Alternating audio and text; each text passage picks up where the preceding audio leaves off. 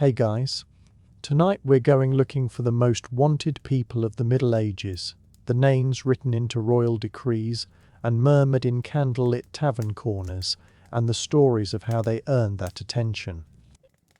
If these slow wanders through history are something you enjoy, a like and a subscribe genuinely help the channel, though only if you feel it has earned them. And if you'd care to, tell me in the comments where you're listening from and what time it is there. I love picturing that scattered map of lamplit windows, all tuned to the same old stories. Now let us drift back 700 years, onto rutted roads and into smoky halls, to meet the people whole kingdoms were told to watch for. Before we meet anyone, it is worth pausing on what being wanted meant in a world with no photographs, no fingerprints, and no police.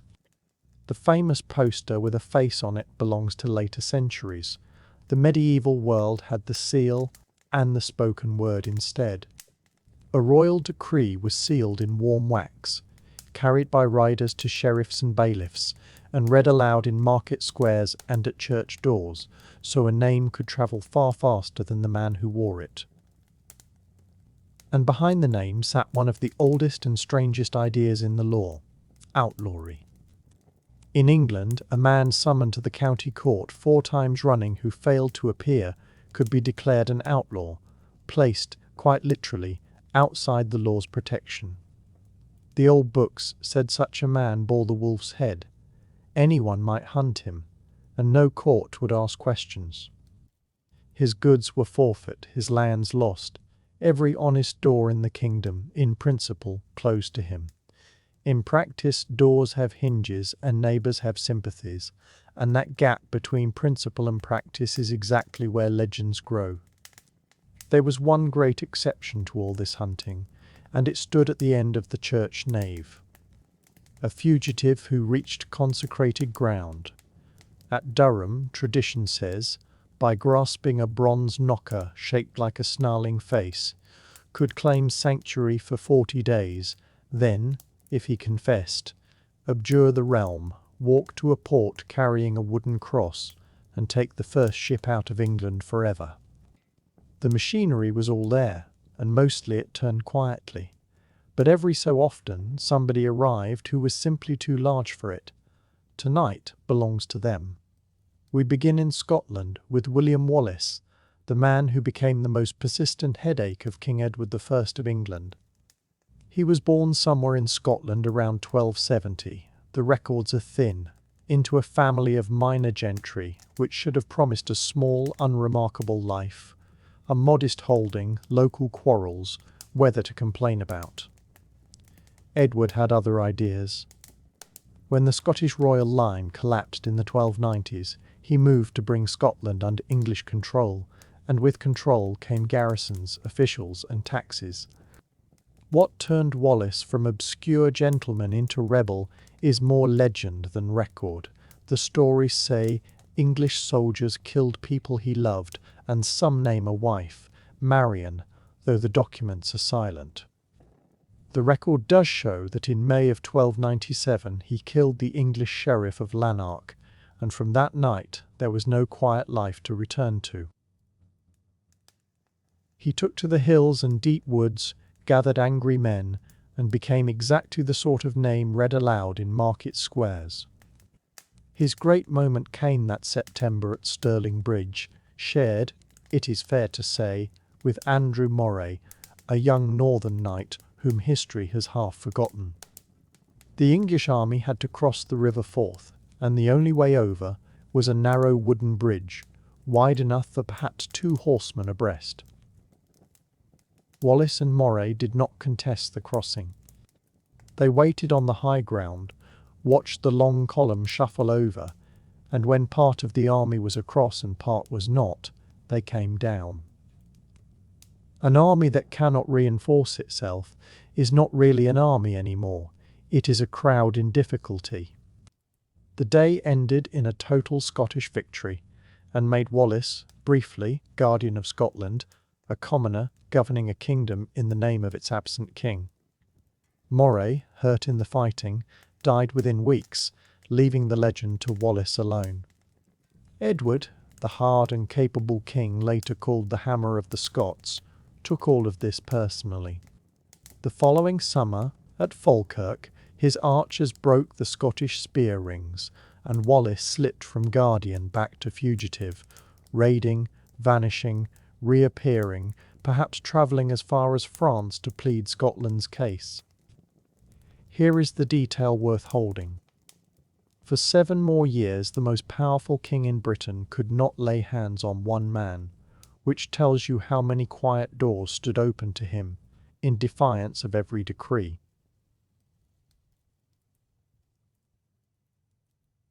It ended in 1305, as these stories usually end, with betrayal. Seized near Glasgow and carried to London, Wallace faced a trial at Westminster that everyone understood to be a performance with the ending already written. Charged with treason, he gave the answer that still echoes. He could not betray Edward, he said, for he had never been his subject and never sworn him an oath. The court was unmoved. He died that same day, in the manner the age reserved for traitors, a death staged as a warning, and we will leave it at that, for the warning was the point. It failed completely. Scotland gained a martyr. Robert the Bruce inherited a cause already burning, and Edward acquired the one thing no king can arrest, a legend. From a hillside war, we go to open water. If Robin Hood is the outlaw of the greenwood, and Robin, truth be told, lives mostly in ballads, at the very edge of the record, then William de Morisco is his salt-sprayed cousin, thoroughly documented because he infuriated a government that kept excellent records. The de Moriscos were an Anglo-Norman family with a claim on Lundy, a high granite island in the Bristol Channel, 3 miles of cliffs, seabirds and wind, set in the sea lanes between England, Wales and Ireland. Relations with King Henry III were already sour when everything went properly wrong in 1235. A royal messenger named Henry Clement was killed almost on the court's doorstep, and William was accused. Rather than stand trial, he fled. And where does a man with a family island go? He went to the island. You could scarcely design a better refuge. Lundy has cliffs on every side, one awkward landing place, and a clear view of every sail for miles.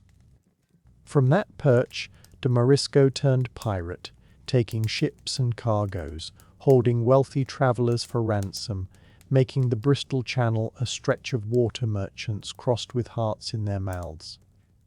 Then, in 1238, the affair grew darker. An armed man slipped by night into the royal residence at Woodstock, and the record says his purpose was the king himself. By chance, Henry was sleeping elsewhere that night. Under questioning, the intruder named William de Morisco as the man who had sent him. Whether that was truth or a desperate prisoner reaching for a useful name, historians still debate. But it hardly mattered. William was now the most wanted man in England, accused of reaching for the king's life. It took until 1242 for a small royal force, guided quietly up the cliff path, to take Lundy by surprise and seize him. He was carried to London, condemned, and died in the grim ritual reserved for traitors, noted in a single breath and passed over. No ballads were sung for him. The men who wrote his story down were the men he had robbed. But Lundy remained a haunt of smugglers for centuries, as if the island had acquired a taste for the life. Not every wanted name belonged to an outlaw on a moor or a rock in the sea. Some of the people medieval kings most wished they could control sat at their own high tables.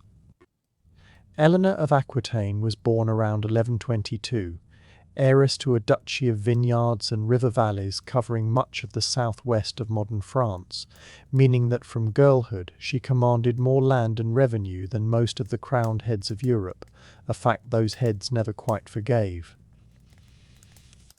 At about 15, she married Louis VII of France, a gentle, pious young man who might have been happier in a monastery.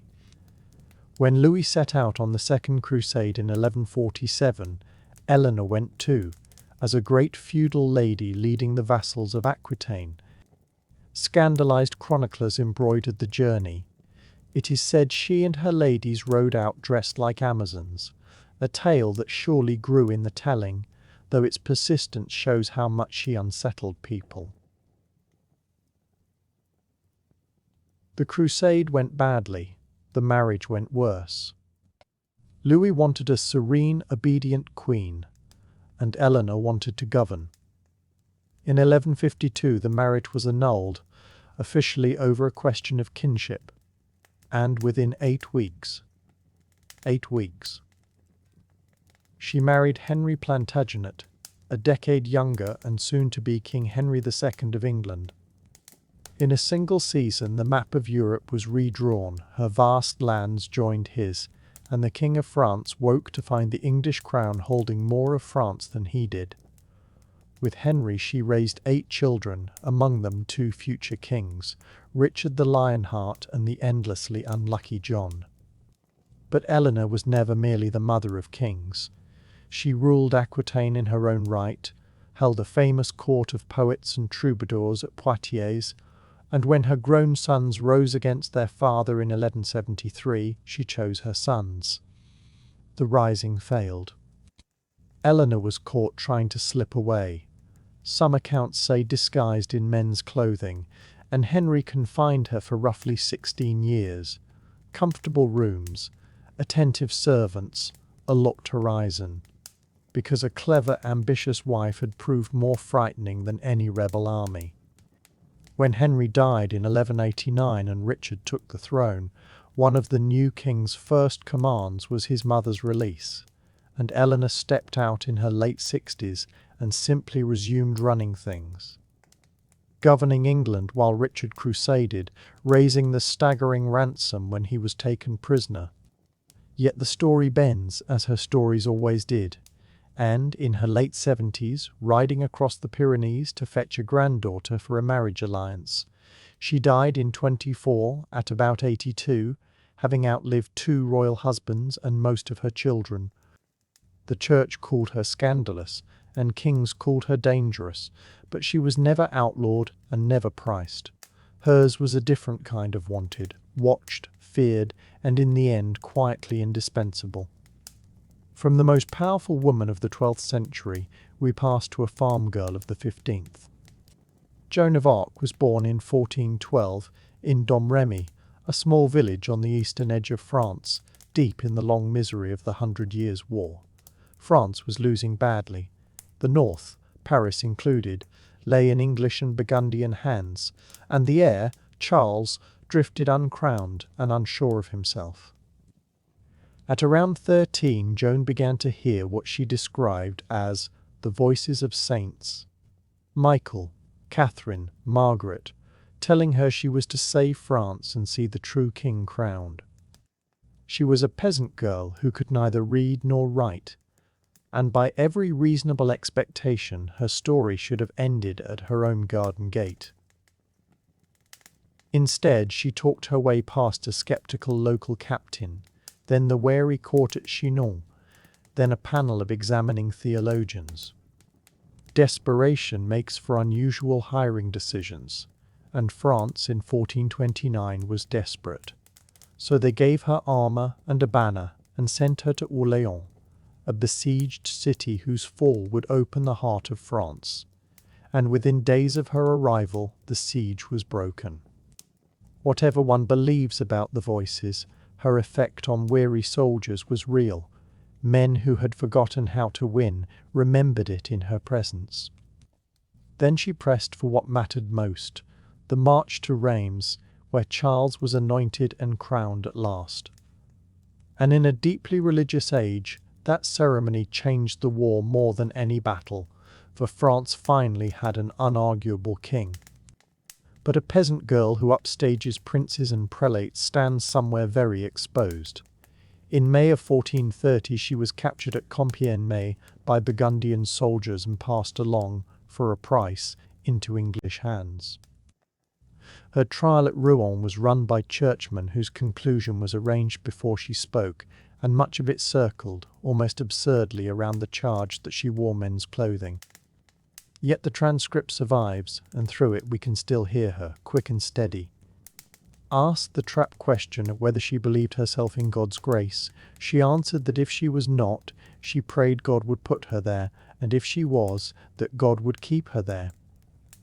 The learned men had no reply. She was 19 when her life ended at Rouen in 1431, and it is said some who came expecting a spectacle went home shaken. 25 years later, a new church court annulled the verdict entirely, and in 1920, nearly 5 centuries on, the church that had condemned her declared her a saint. Wanted, condemned, and canonized, few lives have ever swung so far. And now the road bends east toward the Carpathian Mountains. Vlad III was born around 1431, probably in the Transylvanian town of Sighișoara, into a world that made hardness a requirement. His father belonged to the Order of the Dragon, a knightly brotherhood sworn to defend Christendom.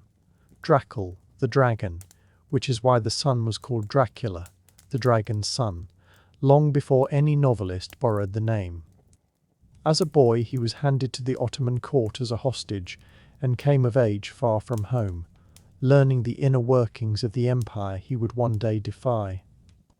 Wallachia, his principality, sat squeezed between Hungary and the expanding Ottoman world, where thrones changed hands violently and a prince's own nobles were often the nearest danger. He took the throne, lost it, took it again, and kept order with a severity that became a byword far beyond his borders. His punishments. Above all, the one that fixed the grim name Impaler to him forever, were harsh, even by the measure of an unsentimental century, and a quiet hour like this is not the place to dwell on them. It is enough to say that in his Wallachia the roads were famously safe, because everyone understood how the prince felt about thieves. Here again notice the gap between record and legend. Much of the most lurid material about Vlad comes from pamphlets printed in German lands after his fall.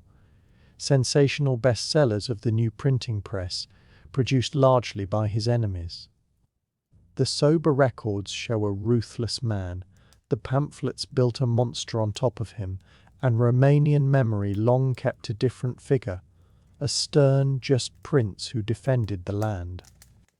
In 1462 he refused the Sultan's tribute and struck across the frozen Danube in midwinter, and by summer Mehmed II, conqueror of Constantinople, marched one of the largest armies of the age into Wallachia to finish the argument. Vlad could not meet such a force in the open field, so he fought like a shadow, falling back, emptying the land before the invaders, and on one famous June night leading his riders into the heart of the Ottoman camp, hunting by torchlight for the Sultan's own tent. What that great army found waiting on the last road to his capital. A warning meant to end all argument at a glance. And what the Sultan chose to do about it is where our story goes next, slowly, in its own time.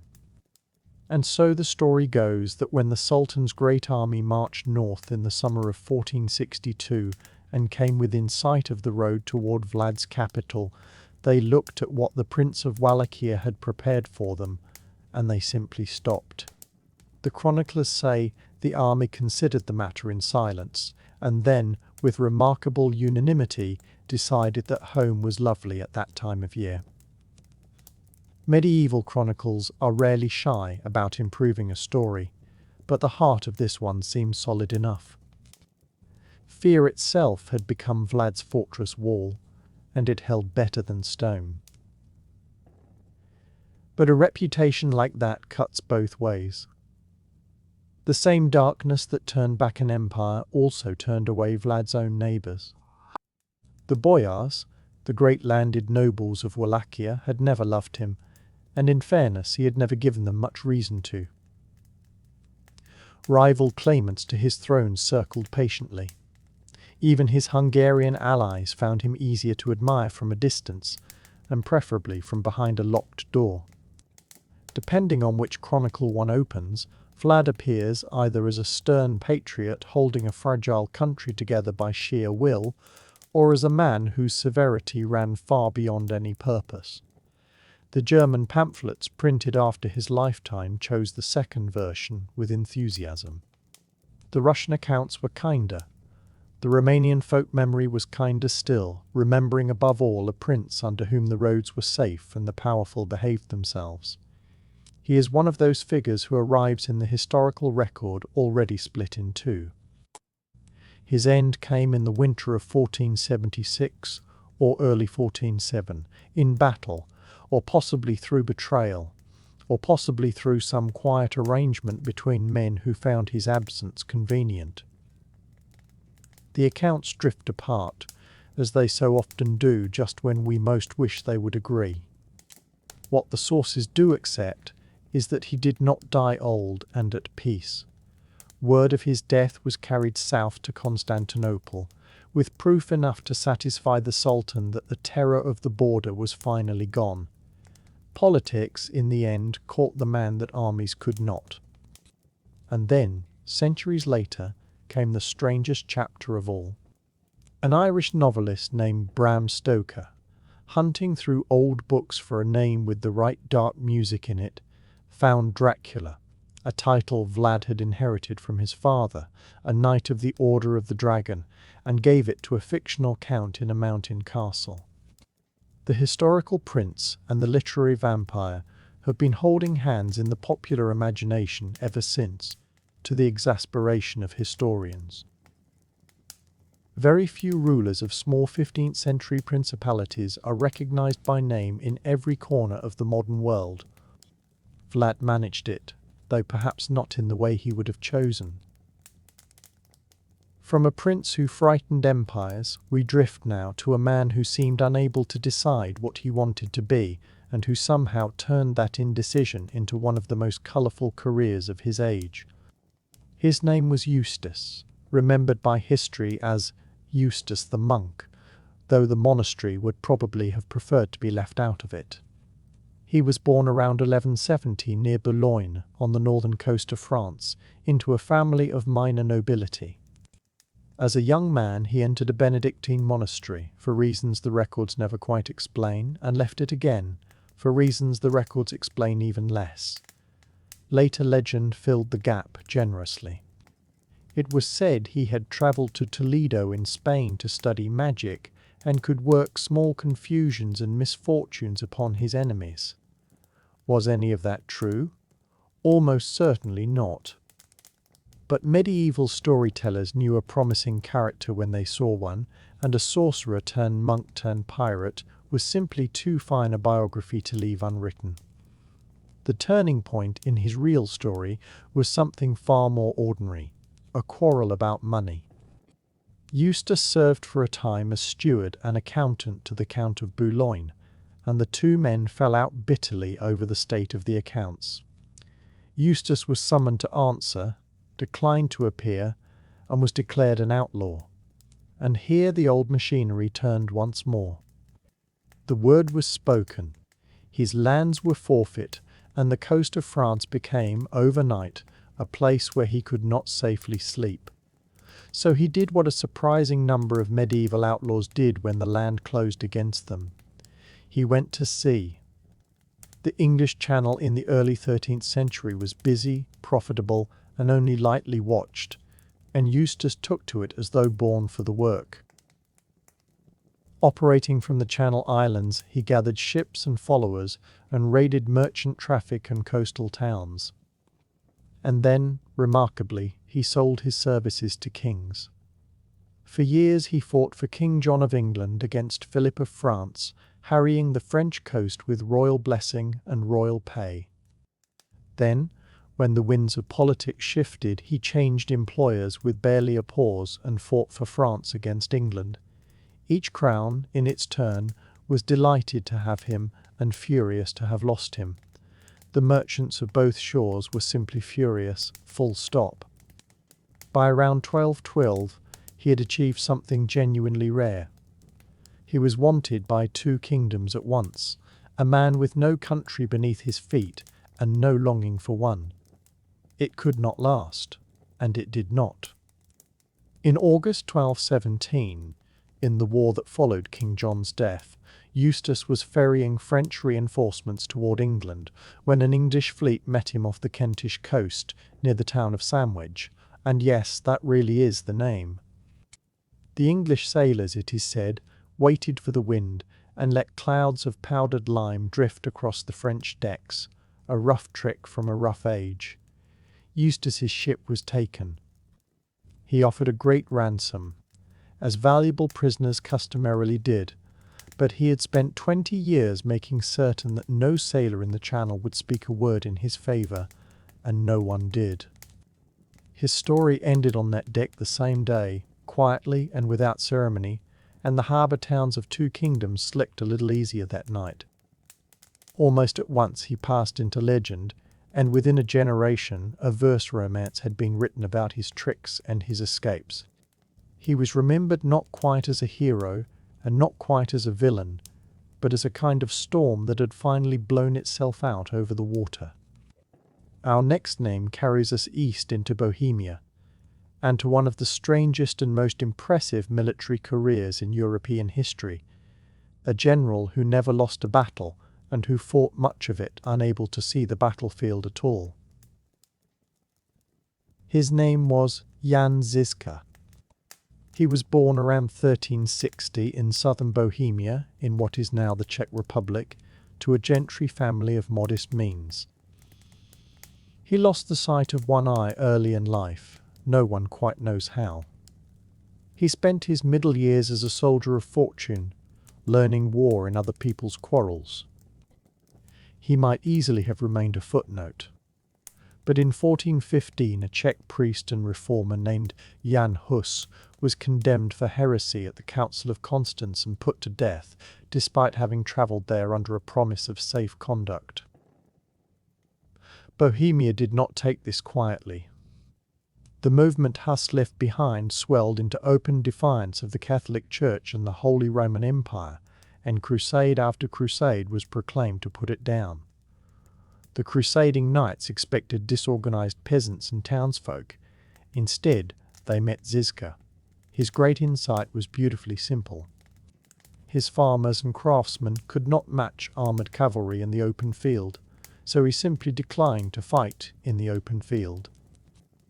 He took the heavy farm wagons his people already knew how to build and drive, strengthened them with boards, and chained them together into circles and squares, instant fortresses that could be planted on any convenient hilltop. From behind the wagon walls, crossbowmen and men carrying early handguns, some of the first gunpowder weapons used systematically in a European war, could turn back a cavalry charge before it reached the barricade.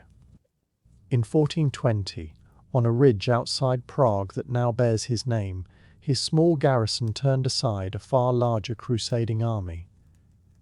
The knights found this deeply unsporting, and worse, they found it effective. Warfare had rolled quietly into a new era on wooden wheels, and the man driving it there was a half-blind country soldier past his 50th year. Then, at a siege in 1421, he lost his remaining eye, and Jan Žižka went into darkness entirely. And here is the astonishing part. He kept commanding, and he kept winning. His officers described the ground to him. He held the shape of hills and armies in his mind, and he read each battle through sound and report and long instinct. His soldiers followed him with something close to devotion, for under Žižka, defeat was simply not a thing that happened. His reputation became a weapon in its own right, and the chronicles suggest some armies preferred to withdraw rather than test the blind general's unbroken record. He died in 1424, not in battle, but of illness during a campaign, undefeated to the very end. Legend claims he asked that a drum be made from his skin so that his voice might still go before the army. Historians doubt any such drum was ever made, but the fact that people believed in it tells us how large he loomed in his enemy's imagination. Zizka was never an outlaw in the formal sense, but to popes and emperors he was the most wanted man in Central Europe for a decade, the commander who could not be defeated and could not be frightened, because he had already seen, and then stopped seeing, everything that war could show him. From Bohemia we travelled to the western edge of Britain, to the green valleys and grey hills of Wales, and to a man who ended his story in the most tantalising way a wanted man can, by simply vanishing. His name was Owain Glyndwr. He was born around 1359 into the Welsh gentry, a landowner of comfortable means with a legal education from London, and, for most of his life, every appearance of settled respectability. He had even served in English armies. But in 1400, after a land dispute with a neighbouring English lord went nowhere in the courts, something in him quietly turned. Owain raised his standard and was proclaimed Prince of Wales, not a courtesy title but the real and ancient claim, in open defiance of the English crown. Within weeks, the respectable landowner had become the most wanted man in the kingdom, with a price upon his head. What followed was not one battle, but a long, patient, maddening rebellion.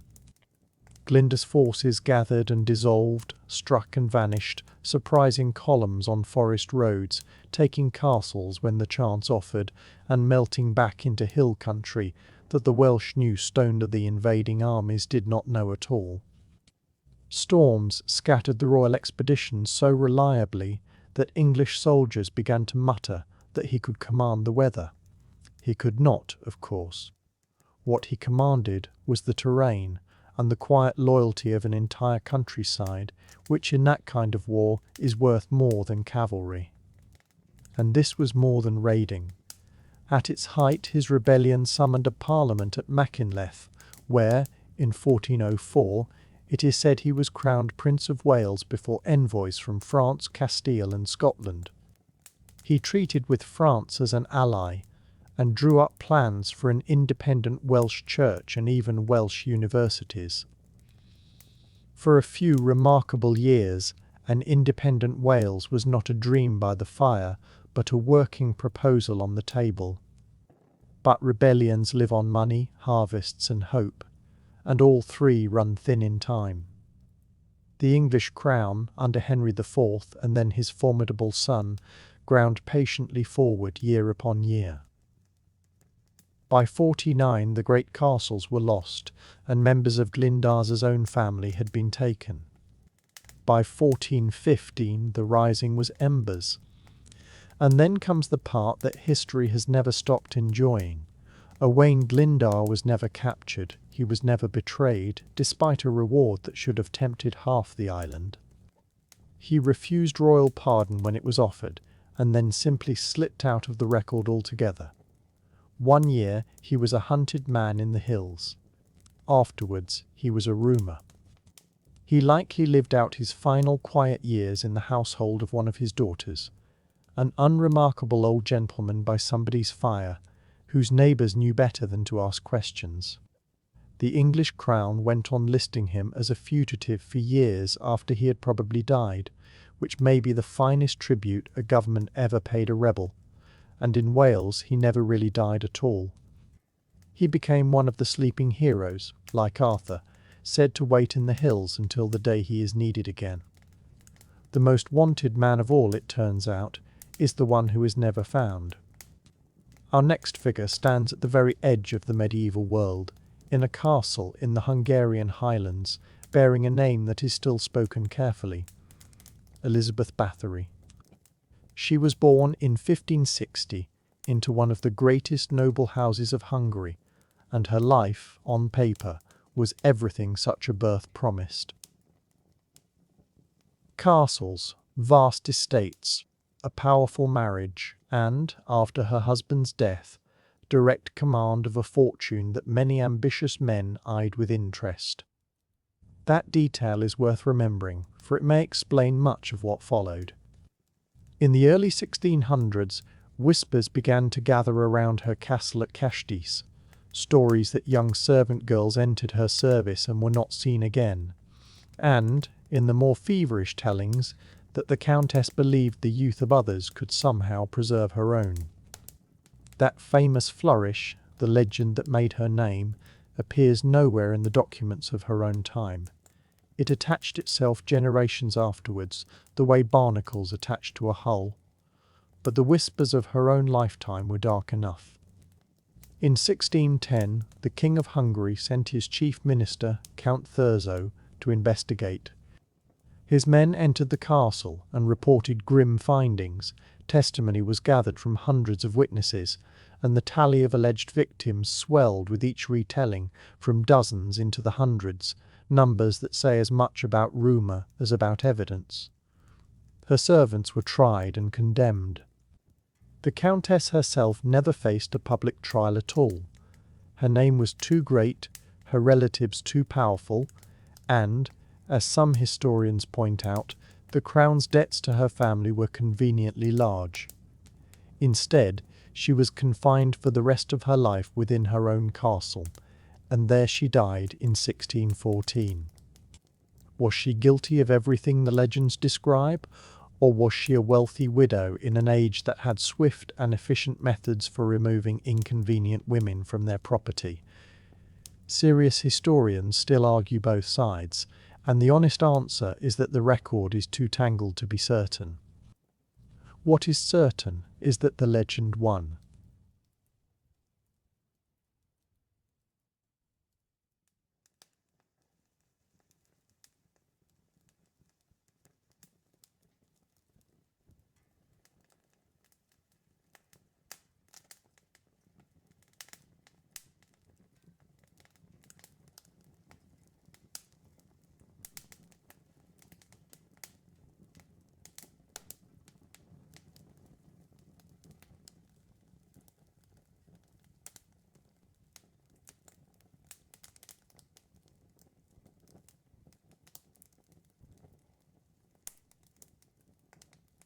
And if her story shows how a reputation can outgrow its facts, the next one shows something stranger still. A fall so steep that history has struggled ever since to hold both halves of the man in a single view. He was a Marshal of France, a companion in arms of Joan of Arc herself, a national hero garlanded with honours. And he ended as the subject of one of the most notorious trials of the Middle Ages. His name was Gilles de Rais, and his is the story we turn to next. Among all the names that found their way onto medieval Europe's lists of the hunted, few began so brightly as that of Gilles de Rais. He was born in 1405 into one of the wealthiest noble houses in France, heir to lands scattered across Brittany and Anjou, with more castles to his name than most men had pairs of boots. And for the first act of his life, fortune seemed determined to spoil him. When a young peasant visionary named Joan of Arc began rallying French soldiers against the English, Gilles rode at her side. He was there at Orleans in 1429, in polished armour, fighting with genuine courage, and the crown rewarded him handsomely for it. While still in his 20s, he was named a Marshal of France, one of the highest military honours the kingdom could bestow.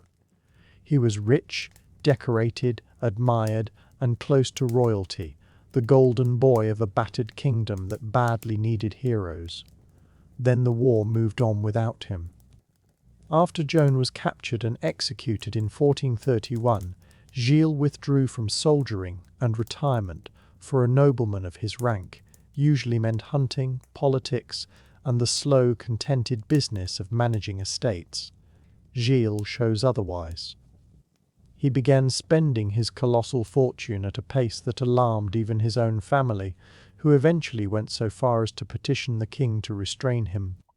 He staged theatrical spectacles of almost unbelievable extravagance, One production celebrating the siege of Orléans is said to have involved hundreds of performers in costumes sewn with gold thread, worn once and then set aside, while food and wine were offered freely to anyone who came to watch. He kept a private chapel with its own choir, dressed and furnished more richly than many cathedrals. And when the money began to thin, he turned to alchemy, hiring practitioners who promised to conjure gold in candlelit chambers, and who, unsurprisingly, delivered nothing but bills. And then the rumours began, quiet at first, then louder, and of the gravest kind. In the villages around his castles, children had gone missing, and whispers laid their disappearance at the marshal's door. In 1440, after Gilles rashly seized a priest during a quarrel over property, an act that gave the church clear legal cause to move against him, he was arrested and brought to trial at Nantes. The proceedings were long and sombre, the testimony heavy, and in the end he confessed, though whether from guilt, from pressure, or from the plain knowledge that his fate was already sealed, no one can say for certain. He was condemned on every count and executed at Nantes on the 26th of October 1440, before an enormous crowd, for in that age an execution day drew spectators the way a fair might. Ever since, historians have argued about what truly happened. Some point out that the Duke of Brittany and the local bishop stood to gain his confiscated lands, and that confessions in that era were obtained under pressures no modern court would accept. Others answer that the sheer weight of testimony is too great to wave away. The truth rests somewhere in the sealed records of a very old case, and it remains a genuinely unsettled question.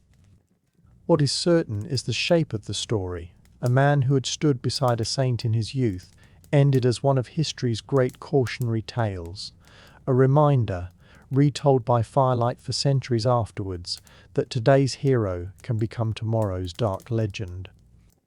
If there was one thing medieval authorities found harder to forgive than rebellion, it was an unlicensed idea, especially an idea written down, and most especially one written down by a woman.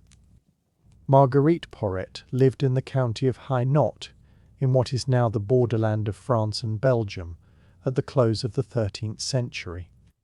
She belonged to the Begins, communities of devout laywomen who lived simply and prayerfully without taking permanent vows, supporting themselves by weaving or nursing or teaching, free to leave if they chose. They occupied a curious, in-between space, neither nuns nor ordinary townswomen, and the church never quite knew how to supervise them, which made some churchmen uneasy from the start. And somewhere in those years, Marguerite did something quietly audacious. She wrote a book, not in Latin, the guarded language of scholars, but in her own everyday French, so that anyone at all might read it. The book was called The Mirror of Simple Souls, and it described the soul's long journey toward divine love, a journey that, in its final stages, carried the soul beyond the need for rituals, intermediaries, or institutions altogether. To Marguerite, this was mysticism of the tenderest kind. To the church, it sounded dangerously like a claim that priests and bishops were optional. Around 1306, the Bishop of Cambrai condemned the book and had it publicly burned in the market square at Valenciennes, and Marguerite was ordered never to share it again. She responded by continuing to share it, politely, firmly, and without the slightest visible anxiety. She even sent copies to churchmen she hoped might understand it, which, depending on how you look at it, was either great faith in her readers or a remarkable misreading of the room. In 1308 she was arrested and taken to Paris, into the hands of the Inquisitor William of Paris, the very man who, in those same years, was overseeing the proceedings against the Knights Templar. Her judges expected repentance, tears, a frightened woman pleading for mercy. What they received instead was silence. Through a year and a half of imprisonment, she refused to take the Inquisitor's oath, refused to answer his questions, refused to disown a single line she had written.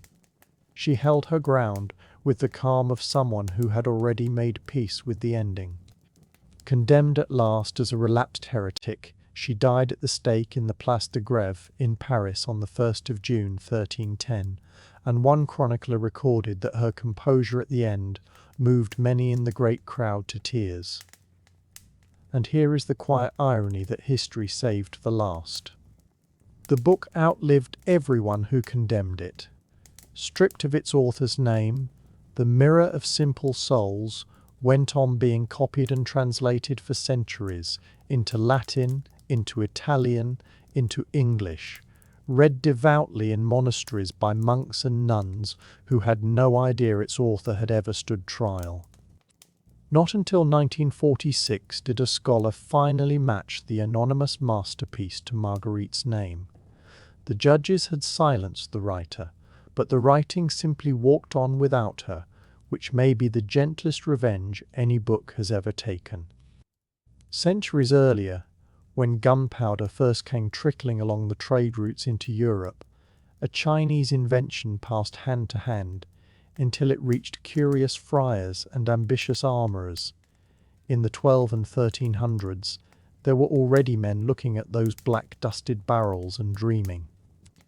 Everyone remembers Guy Fawkes, the man discovered beneath Parliament in 1605 with a plan and a great deal of powder. But the notion of solving political problems with a very loud noise was not new even then. Of shortcuts. The most famous early enthusiasts were the Hussites of Bohemia in the early 1400s, townspeople and farmers who had risen up after the death of the preacher Jan Hus, condemned at the Council of Constance. Facing armies of armoured knights, they improvised brilliantly. Their commander Jan Žižka, a one-eyed veteran who is said never to have lost a battle, ringed his forces with sturdy farm wagons converted into rolling fortresses, bristling with early hand cannons. And there is a lovely small legacy hidden in that, for the Czech name of those little fire tubes, pistala, meaning a pipe or a whistle, may well be the distant ancestor of our word pistol. Charging knights, who had trained their whole lives for contests of lance and horse, found themselves met by thunder and smoke rolling out from a circle of farm carts, and again they turned back in confusion. The Hussites also experimented with cruder devices, primitive bombs whose timing was, to put it kindly, temperamental, as likely to embarrass their maker as their target. But when they worked, they made an argument that no one on the field could ignore. Elsewhere there were smaller, more personal schemes, plotters who dreamed of tucking a barrel of powder beneath some stronghold or supply store and rewriting local politics in a single evening. The trouble was discretion. A medieval powder barrel was a large, heavy, unmistakable object, and smuggling one past castle guards was about as subtle as leading a cow through a chapel. There was usually a telltale trail of black dust, a nervous man glancing over his shoulder once too often, a gatekeeper asking pointed questions. The plots failed far more often than they succeeded, and failure was answered publicly with all the solemn theatre of medieval justice staged as a warning to the next dreamer. And yet, and this is the oddly human part, they kept trying. Against hopeless odds, generation after generation, someone somewhere was always rolling a suspicious barrel through the dark. By the time Guy Fawkes took his famous turn, the idea was already old. He simply attempted it on a grander stage and failed more memorably. His medieval predecessors were the unsung rehearsals, proof written in scorch marks that powder made for wonderful theatre and very poor politics.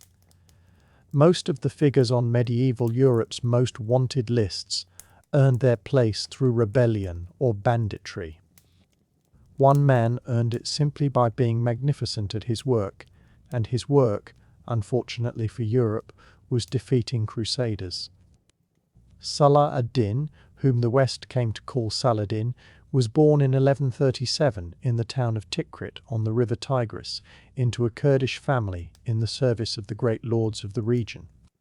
He rose the patient way through administration and soldiering under the ruler Nur ad-Din until he found himself governing Egypt and then, step by careful step, uniting Egypt and Syria under a single rule. And he managed it less by the sword than by temperament, treaties, marriages, mercy, and an unhurried genius for simply outlasting his rivals. His defining hour came in July of 1187, near a pair of dry hills in Galilee called the Horns of Hattin. A great crusader army had marched out across waterless country in the height of summer, thirsty, weary, and harried at every step, and Saladin, who had chosen his ground carefully and guarded every spring, closed around them. The defeat was complete, and its consequence was immense. Within months, Jerusalem itself surrendered to him.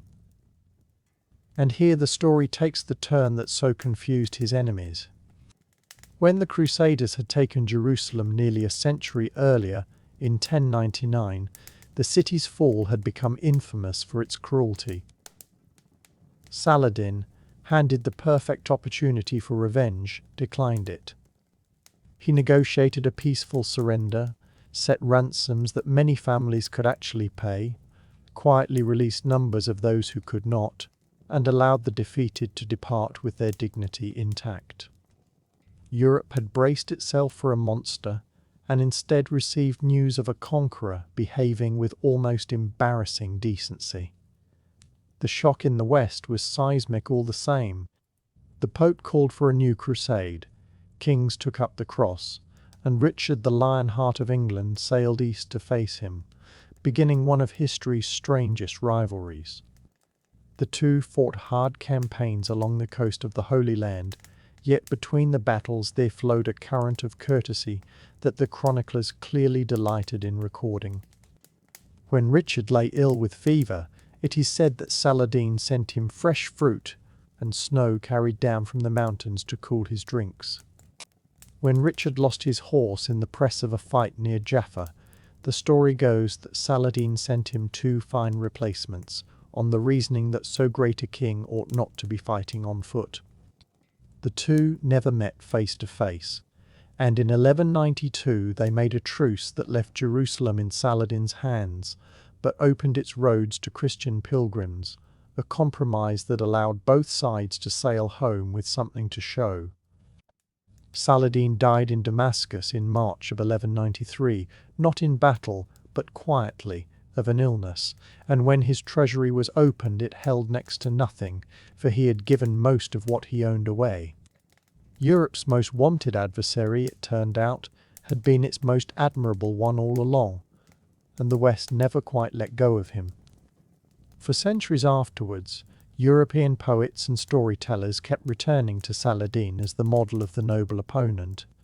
The rare enemy remembered less for the wars he won than for the grace with which he won them.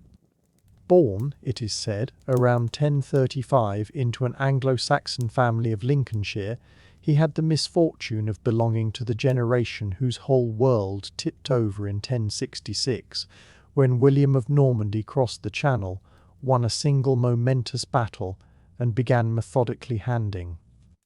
And now the road turns back to England, away from courts and deserts, and into the mists of the eastern marshes. Some rebels fought from horseback, some hid in greenwood forests. Hereward, remembered by later generations as Hereward the Wake, chose the swamps. English land to Norman lords. According to the stories, Hereward had been abroad in those years, and came home to find his family dispossessed and strangers installed on his inheritance. So he took to the fens, that vast whispering wilderness of reed beds, black water, and hidden paths that covered so much of eastern England, and from there he made himself, for a time, the most exasperating man in William's new kingdom. The fens were the perfect refuge, if you could bear them. To an outsider, they were a maze of mud and mist, a flat grey country where the horizon dissolved into water, where herons stood motionless among the rushes and the evening air smelled of peat and rain. Solid ground gave way underfoot without warning there, and the safe crossings were known only to local fishermen and the eel catchers who pulled their flat boats along channels no map recorded. Hereward knew them, and the Normans, in their heavy mail, decidedly did not. From the island's stronghold of Ely, a rise of firm ground amid the wetlands, crowned by its ancient abbey, he gathered a band of the dispossessed, exiled thengs, angry farmers, restless younger sons, every stripe of Englishman with a grievance, joined in time even by rebellious earl. They raided Norman holdings, and slipped home across water that no armoured column could follow, and every escape fed the legend a little more. The stories grew tall almost immediately, as such stories do. One tale has Hereward disguising himself as a humble potter so that he could wander unrecognised through the enemy camp, listening quietly to the plans being laid against him. Another, rather less plausibly, has him wrestling a bear. Whether any of it happened hardly matters now. In that age, the important thing was that the man defying the king should sound unstoppable, and the storytellers of the Fen country made very sure that he did. William the Conqueror, however, was not a patient audience for this sort of theatre. Ely was an embarrassment, a patch of England within his own realm that would not submit, and so he turned upon it the full weight of his considerable will. There were bribes for wavering allies. There were armies gathered at the margins of the marsh. There were great causeways of timber and stone begun across the wetlands, engineering hurled against geography, while the black water waited patiently to swallow whatever it could. And out on the island, behind the reeds, Hereward and his companions watched the fires of the royal camps flicker at dusk, and readied themselves for whatever the king would try next. And still he slipped away. Time after time the Normans believed they had him, and time after time the Fens simply swallowed him whole. In the end it was not soldiers who broke the resistance at Ely, but the quieter forces that end most rebellions, weariness, betrayal, and the patient arithmetic of a king who could always send more men than the marsh could hide.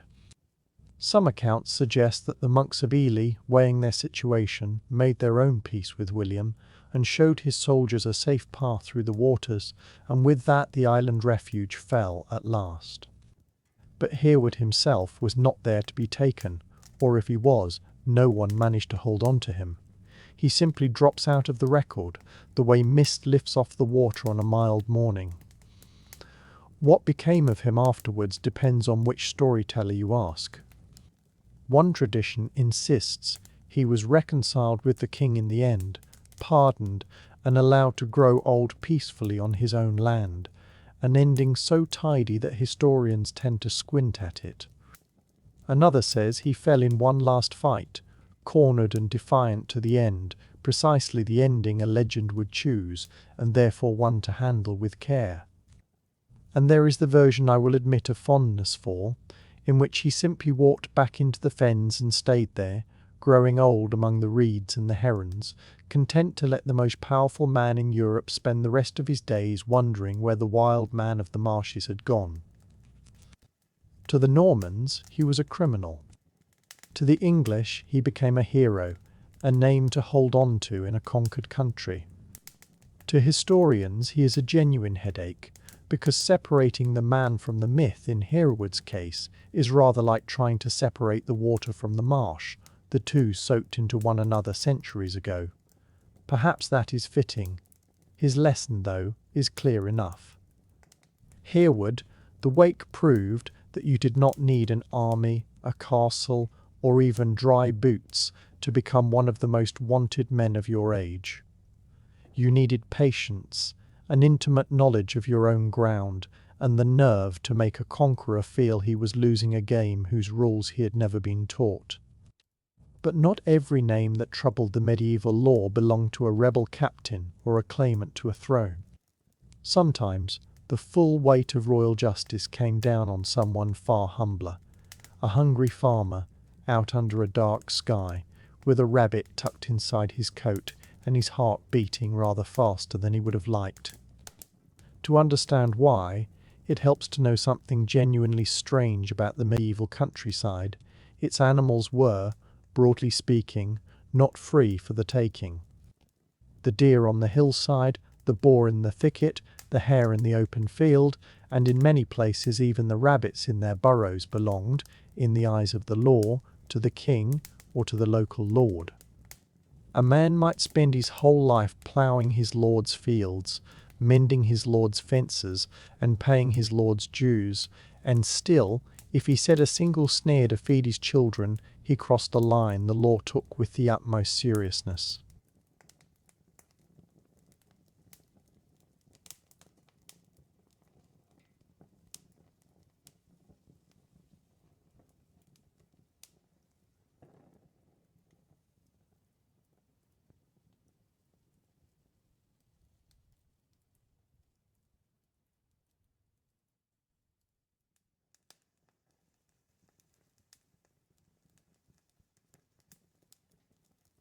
In the royal forests especially, the old codes reserved for it penalties that seem, to modern eyes, wildly out of proportion, imprisonment, ruinous fines, and for those caught once too often, the gallows. A man could, quite literally, forfeit his life over the ingredients of a stew. And yet peasants poached anyway, generation after generation, because hunger is the most persuasive argument there is. In a hard winter, one rabbit could mean the difference between children who saw the spring and children who became one more quiet entry in the parish records. So the poaching went on, carefully, patiently, and almost always at night. Villagers learned which paths the foresters walked and which they left alone. They favoured moonless nights and soft ground that kept no footprints.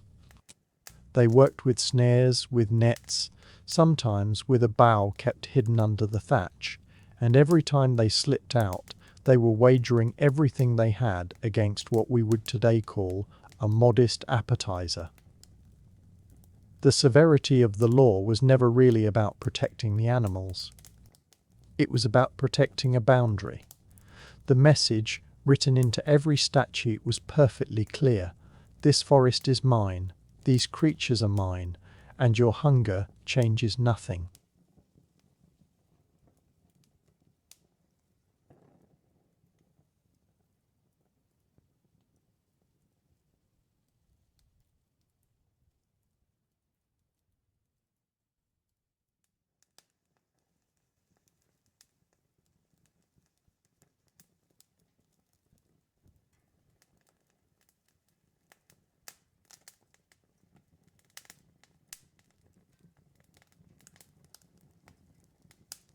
And the contrast was hard to miss, because while a cottager could be ruined over one hare, the nobility rode out on grand hunts in which deer were taken by the dozen for sport and spectacle. Fairness, it must be said, was not the organising principle of the medieval countryside. The strange and rather wonderful consequence is that poachers became folk heroes. Ballads and fireside tales transformed them into clever underdogs, quick-witted commoners who slit through the trees while red-faced foresters blundered along behind them.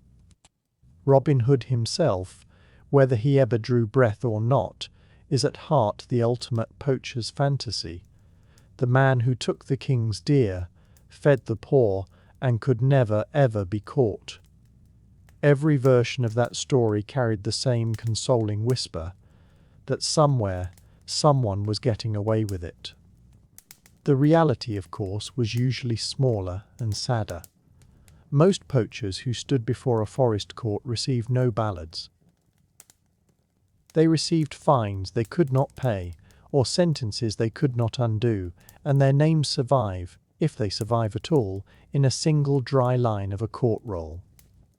Yet taken together, those lines tell us something remarkable, that among the most wanted people of the medieval world were men and women whose only real crime was dinner. In an age when survival itself could be an offence, every poacher was quiet proof of how strange the justice of the time could be. Which brings us, gently, to the forests themselves, because to understand the poacher, we need to understand what a royal forest actually was.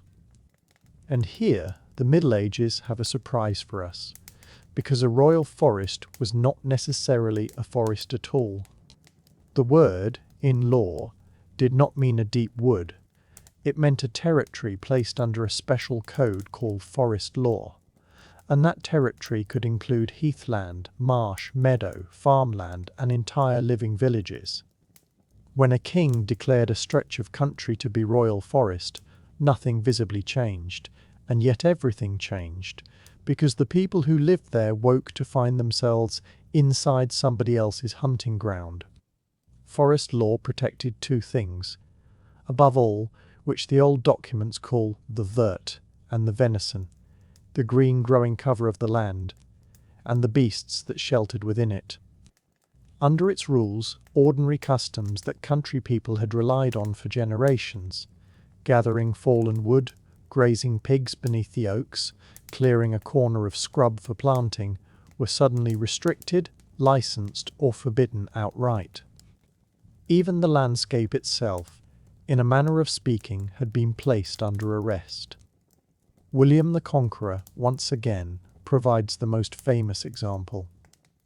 In the south of England he created the New Forest, a vast hunting preserve that still bears the name today.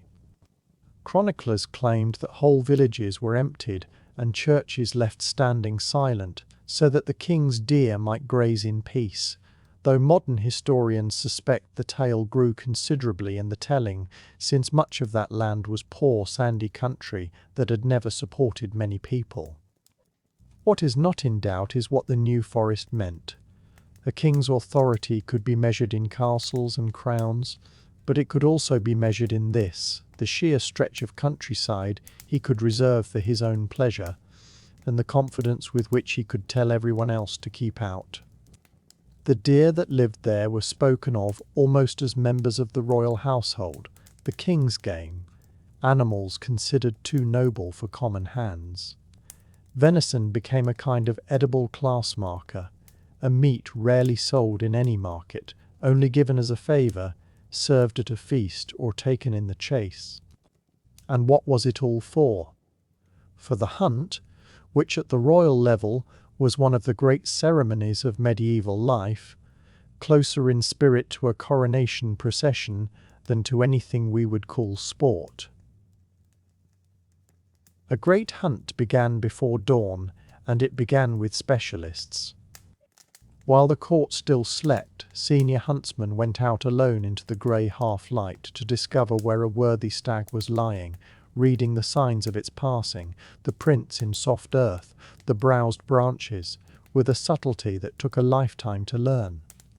Then came the gathering, a leisurely open-air breakfast, at which they reported to the lord, and the company, over bread and wine on the cool morning grass, weighed which animal deserved the honour of the day. Around them the hunt assembled itself piece by piece, horses groomed until they shone, hounds leashed in pairs and trembling with eagerness, falcons hooded and perfectly still on their keepers' gloves, banners stirring in the early air. Every detail was arranged to say the same thing, that this was not an outing but a statement. When the horns sounded, the hunt moved off like a travelling court, which is exactly what it was. Everyone had a role, and everyone knew it. The huntsman tracked and managed the chase. The master of hounds judged the moment to release his pack. Pages carried the gear of the day. Falconers waited for open ground, where their birds could show their uncanny precision against smaller game. Ladies of the court rode out to watch, and their watching mattered, for a hunt was a performance, and a performance requires an audience. The horn calls themselves formed a language. Different notes for the sighting, for the chase, for the crossing of water, for the end of the day, so that a listener deep among the trees could follow the whole story by sound alone. Then there was the chase itself, which could run from morning until the light began to fail. A strong stag might lead the party across rivers, up stony ridges, and through cover so dense that riders lost sight of one another, and the day became a long trial of endurance. Horses tired, hounds fell behind, and courtiers faced a decision that was really a political one. Whoever stayed close to the king was seen to be loyal, seen to be tireless, while whoever dropped back faded out of the royal gaze. In a world where influence followed visibility, men jockeyed for position on horseback just as surely as they did around council tables. When the long day drew to its close, the ending was governed by ceremony as formal as anything in a great hall. The honour of the final moment belonged to the king, or to whichever noble he chose to favour, and the choosing itself was a political gesture, noted by everyone present. Afterwards came rites older than anyone could remember. The stag honoured with dignity, the hounds rewarded in their proper order, young squires welcomed by old custom into the fellowship of the hunt, and the horns sounding one last slow call as the shadows lengthened between the trees. Meat and sport were the smallest part of it. The forest was a stage, and the king stood at its centre, master of the chase and, by extension, master of the realm. No hunt, though, was ever better than its animals, and medieval nobles knew it. A great household took as much pride in its kennels and its mews as in its stables, because hounds and hawks were living proof of wealth, patience, and mastery. The hounds were bred to their crafts with real sophistication. Greyhounds, slim and astonishingly fast, coursed hares across open country. The lima, a quiet scent hound worked on a leash, could follow a faint trail through tangled woodland without a single bark to betray the hunt. Packs of running hounds carried the chase in full voice across the hills, and for the boar there were heavier dogs, massive and steady, whose strength was the stuff of legend. Some of those bloodlines run on today in dogs dozing on hearthrugs, unaware of their aristocratic past. The birds were, if anything, held in even higher reverence. Falconry was less a pastime than an art, practiced with a devotion that bordered on the religious. The Holy Roman Emperor Frederick II thought the subject worthy of a great scholarly treatise written with his own hand. A noble might spend years on a single bird, winning its trust hour by patient hour, until the day it would leave the glove, climb into the wind, and choose to return.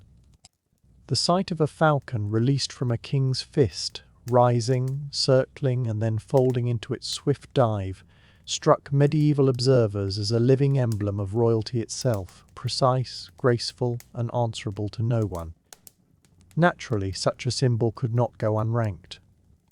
A much-quoted list in a later English treatise assigned each station its proper bird, an eagle for an emperor, a gyfalcon for a king, a peregrine for an earl, and so on down the ladder to the modest kestrel, though historians suspect this tidy arrangement was always more poetry than enforced law. And tending all these creatures was a small army of specialists, falconers, kennel masters, grooms, who lived their whole lives close to the great and often gained a quiet influence of their own. For a servant who stands at a king's elbow through the long hours of a hunting day is a servant whose, real or imagined, the idea tells us everything. In that world, even the sky had a hierarchy. Words get heard. At the very summit of the sport stood the dangerous game, and chief among them the wild boar. Stags were noble and hares were nimble, but the boar was the test, an animal of astonishing strength and courage, more than a match for horse and rider, and every hunter knew it. Chroniclers lingered over boar hunts precisely because they sorted the brave from the merely well-dressed. A lord who stood his ground earned lasting admiration. One who flinched earned whispers that followed him for years. Even the equipment told the story. for boar spears were built sturdier than any other, a design born of long experience with an animal that did not stop because it was expected to. The risk to the hunters themselves was real, soberly accepted, and in a sense the entire point, for danger was what gave the honour its weight. The stag carried a different kind of meaning, not danger, but majesty. Called the king of the forest, it could draw a chase out from first light to dusk, and when the day was over its antlers were mounted and displayed like regalia. In the medieval imagination, the stag shimmered somewhere between nature and heaven. Old legends told of saints who met a wondrous stag in the deep woods and came away changed forever, and in sacred art the animal could stand for Christ himself. And beyond the stag and the boar lay wolves, pursued relentlessly as the enemy of every flock. Bears, in the wilder corners of Europe, and even exotic beasts. For some monarchs kept lions and leopards, gifts from distant rulers in royal menageries because nothing announced a king's reach quite. To pursue such a creature was to step into a story where religion, kingship and wilderness quietly overlapped. Like a creature no forest in his own realm could have produced. Every one of these hunts, from the humblest hare to the grandest imported lion, carried the same message, and it was delivered more plainly than any proclamation ever could be. When the horns had sounded their last long note and the day's riding was done, the hunt did not truly end. It only changed its costume. The pursuit through bracken and shadow became, by evening, a banquet, and the banquet was in many ways the point of the whole exercise. A medieval hunt was never simply about catching an animal.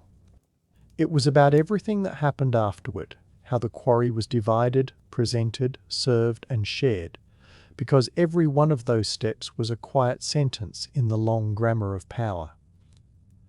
The day's exertion in the forest was raw material. The feast was where it was refined into ceremony. Consider venison, the meat of the deer. To us, it is simply one dish among many. But in the medieval world it was something closer to a legal category. By law and by custom, it belonged to the crown, and to those the crown favoured, exactly as the forests that sheltered it did. A peasant family might eat mutton or pork, whatever the yard could provide, but the deer was not theirs to take, and in England it was not even theirs to buy. For venison, remarkably, could not lawfully be sold at all. It moved through society only as a gift, a hodge sent from a king to a bishop, from a lord to a faithful servant, and this made it a kind of currency of favour, worth far more than its weight in meat. To be served venison at a great table was a message that needed no words. You were dining, that evening, inside the circle of privilege. Around it, the cooks arranged a theatre of their own. Boar and hare, pheasant and partridge, even swan and crane appeared at the grandest feasts, richly spiced, sometimes presented whole, and dressed again in their own plumage, so that they arrived looking almost alive. Sugar was sculpted into castles and heraldic beasts. Subtleties, these confections were called, carried out between courses to remind every guest whose arms hung above the hearth and in whose presence they sat. But before any of that came a ritual performed while the light still held, the ceremonial division of the quarry, known in the French of the courts as the curie. It was carried out with great formality, often before the assembled company, by men who had trained for years in what the hunting manuals called, rather beautifully, the unmaking. The great handbooks of the age, like the Book of the Hunt of the French nobleman Gaston Phoebus, treated this knowledge as a branch of learning in its own right, studied as carefully as heraldry or horsemanship. There was a right order to everything, which portions went to the monarch, which to the great lords according to their rank, which to the huntsman who had managed the day, and which, at the last, to the hounds, waiting for their promised share. Watching it, one saw a miniature model of feudal society laid out in a forest clearing. Everyone from king to kennel boy received a portion, and everyone received precisely the portion their station allowed. It would be difficult to design a clearer picture of hierarchy, and that, of course, was the idea. The evening carried the spectacle indoors. Courtiers rose to toast the monarch's skill and courage.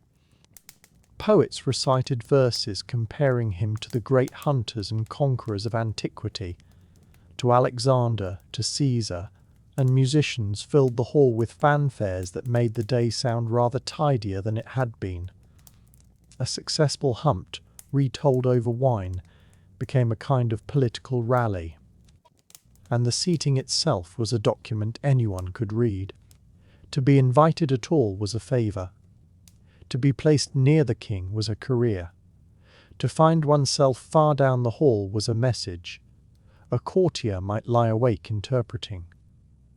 For a medieval monarch, then, the forest was rather more than a playground. It was a parliament without walls. Invitations to a royal hunt were coveted as fiercely as seats at any council table, because to ride at the king's side through a long green morning was to have his ear in a way no crowded audience chamber could offer. Formal assemblies had their protocols, their measured speeches, their scribes writing everything down. The forest had none of that. Out among the trees, conversation could wander, favours could be hinted at, promises could be made softly between one gallop and the next. A noble with a case to press, a disputed manor, a vacant office, a marriage he hoped to arrange, might do more for his cause in an hour of riding than in a season of petitions. An ambitious young courtier could prove his devotion simply by keeping pace across punishing ground, demonstrating with his body what his words could only claim. And absence spoke as loudly as presence. To decline the invitation, or to be left off the list, could be read as coolness, or worse, as loyalty beginning to fade. The hunt tested relationships sideways as well as upward. Rivals found themselves riding knee to knee, pushed together by the logistics of the chase, and etiquette gave them 100 small chances to offend. To claim a success that courtesy assigned to another, or to let one's hounds run where they should not, could begin a feud that outlasted the men who started it. Equally, a day shared in triumph, sealed that night over venison and wine, could bind two houses together for a generation. Foreign envoys were sometimes brought along as well, and for them the message was carefully arranged. Watch this king command 100 hounds with a single note of the horn. Watch his falcon answer the glove. Understand, without a word of negotiation, the kind of man your master proposes to bargain with. There were risks, of course. A hunt that went badly could undo months of careful image-making. If the king was thrown from his horse, or came home with nothing, whispers travelled faster than any courier. So the huntsman, wise in more than woodcraft, quietly stage-managed the day, and it was understood, though never said, that the royal spear had a way of finding its mark. But we should turn for a moment to the people watching from the edges of the trees, because for them the royal hunt looked very different. For the villagers who lived beside the great preserves, the forest law was less a spectacle than a sentence. In England, these laws arrived with particular force after the Norman conquest, when William the Conqueror set aside vast stretches of country as royal forest and placed the deer, the boar, and much of the greenwood itself under the Crown's protection. Inside those boundaries, ordinary survival could become a crime. To walk into the king's forest with a bow, even hoping only for a rabbit to feed a hungry family, was an act of defiance in the eyes of the law. The penalties, especially in the early generations, were made deliberately fearsome, ruinous fines at the least, and in the harshest accounts something worse for taking the king's deer. It is worth saying softly that the surviving records suggest the courts most often settled for fines, but the threat itself was the point. The beasts of the forest belonged to the king, and everyone was meant to know it. Even gathering fallen wood or letting pigs root for acorns beneath the oaks could bring a summons, depending on the zeal of the local officials. One can imagine the tension this bred. Families lived side by side with game they were forbidden to touch, watching deer graze their crops and boar churn up their fields, unable to lift a hand without risk. Resentment settled in like weather. And out of that resentment came stories. Ballads sung by firelight in which the poacher was not a criminal but a hero, a free man of the greenwood who took the king's deer and shared the feast with his neighbours. The most famous of them all, of course, was Robin Hood, whose earliest ballads are steeped in exactly this world of foresters, forbidden deer, and outwitted officials. The officials who enforced it, the verderers, foresters, and gamekeepers who walked their rounds, became the villains of 100 village tales, resented sometimes more than the distant lords they served, and yet without their patient vigilance the whole exclusive edifice would have dissolved into. And here our evening's threads quietly meet, for the outlaws we spoke of earlier and the royal forests we are walking through now were never separate stories. The forest law made the outlaw, and the outlaw made the forest law famous. The undergrowth. So the forest was never only a place of beauty and birdsong.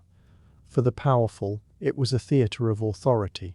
For the powerless, it was a boundary, drawn not in stone, but in antlers and royal decree. To call all of this a sport is to undersell it badly. Every royal hunt was a performance, and it dressed accordingly. Horses gleamed under polished tack, huntsmen wore livery in the royal colours, and the monarch rode out in garments that balanced practicality with unmistakable splendour, because even deep in the woods a king knew he was on display. The chase became a living metaphor, and chroniclers leaned on it happily. As the ruler pursued the stag through the tangled wood, so he pursued justice and order across his tangled realm, or at least that was the image on offer.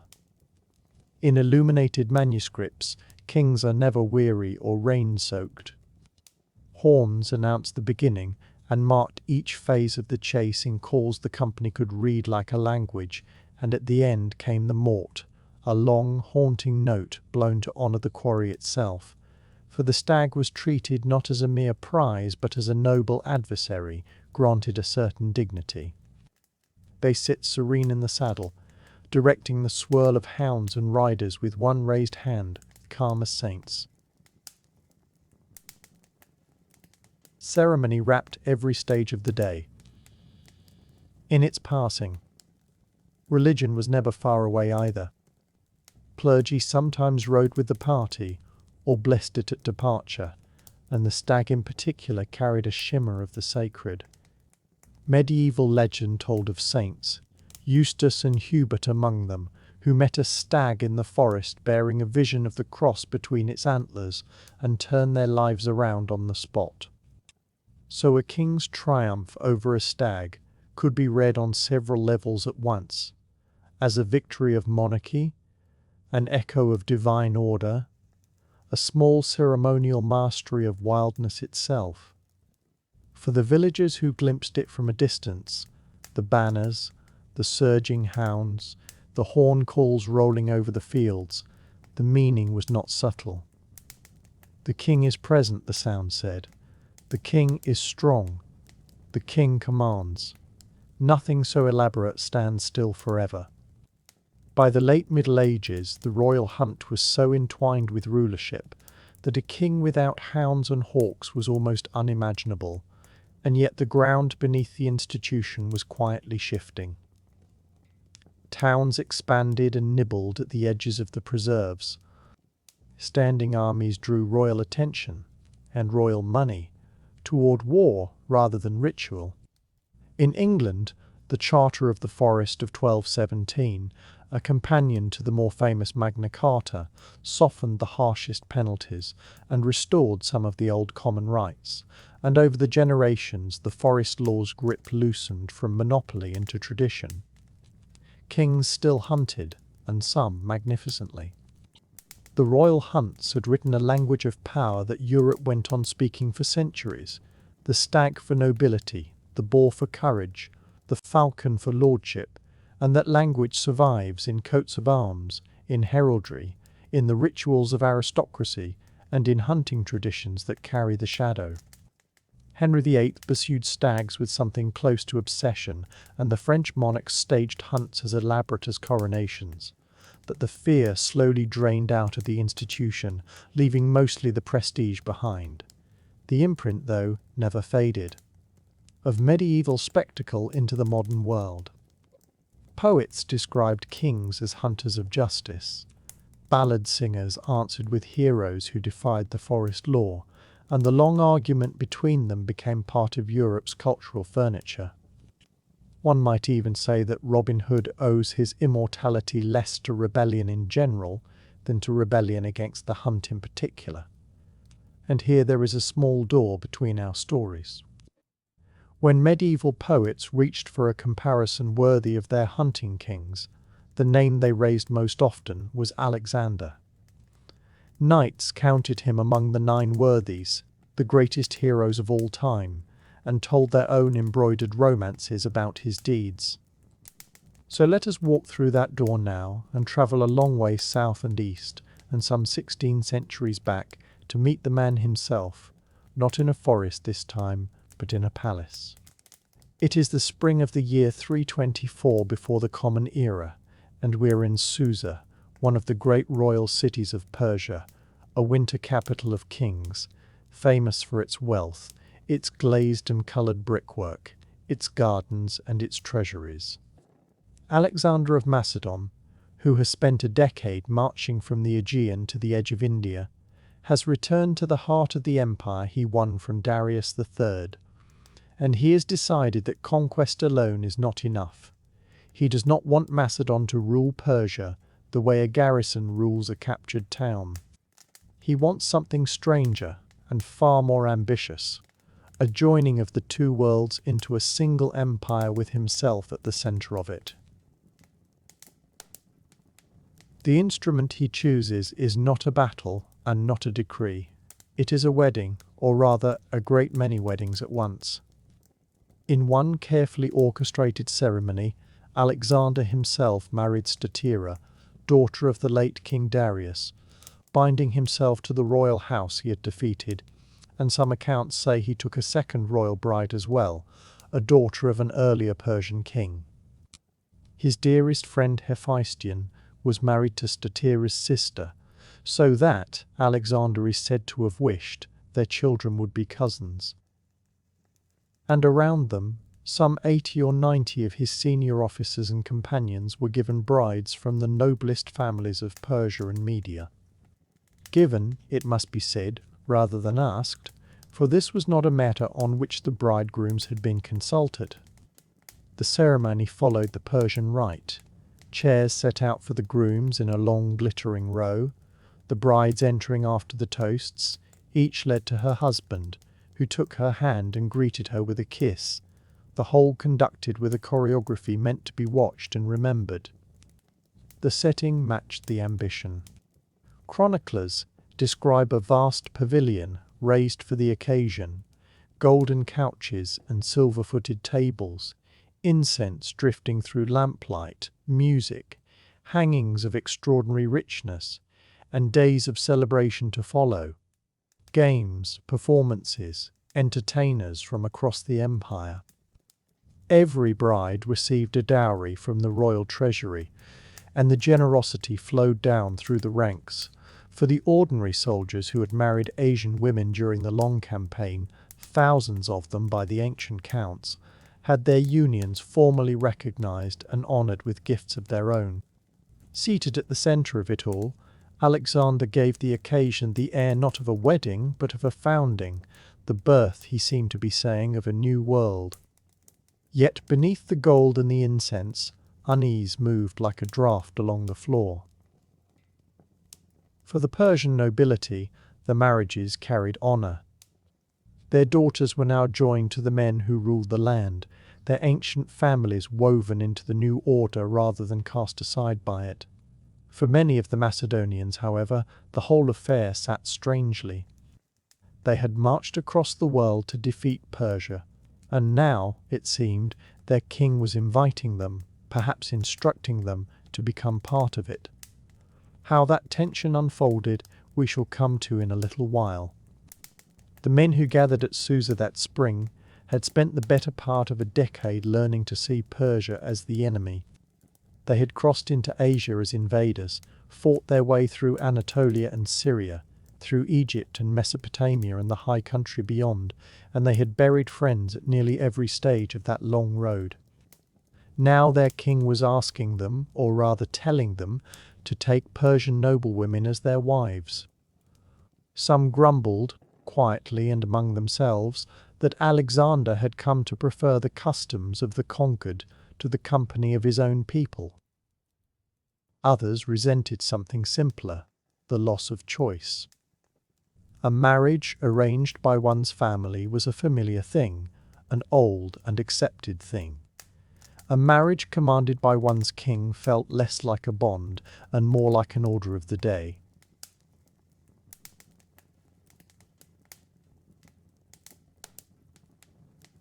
But Alexander pressed on, entirely undeterred, because for him these weddings were never really about the couples at all. They were architecture. Each union was a small bridge thrown across the gap between two peoples, Macedonian power braided together with Persian bloodlines, a living emblem of the empire he meant to leave behind him. And by taking a daughter of Darius as his bride, he was making the most pointed statement of all, that he was not a foreign occupier camped in another man's palace, but the rightful heir of the Persian throne itself. The famous royal road, that marvel of Persian engineering, ran more than 1,000 miles from Sardis near the Aegean coast and ended here. Its relay stations spaced a day's ride apart, its mounted couriers so swift and so dependable that the Greeks spoke of them with open admiration, saying that it is worth pausing to picture the stage he chose, because the setting was itself a kind of argument. Susa was one of the oldest royal cities in the world, a winter capital of the Persian kings, resting in the warm lowlands where the Zagros mountains ease down toward the rivers of Mesopotamia. Neither snow, nor rain, nor the dark of night could hold them back. Darius the Great had raised a palace at Susa, with audience halls whose columns were crowned with carved stone bulls, and walls faced in glazed brick, where processions of archers in robes of yellow and blue and white marched forever in shining tile. It was said that the great kings drank only the water of Susa's river, carried with them in silver vessels wherever in the empire they went. This was no rough conqueror's camp, in other words.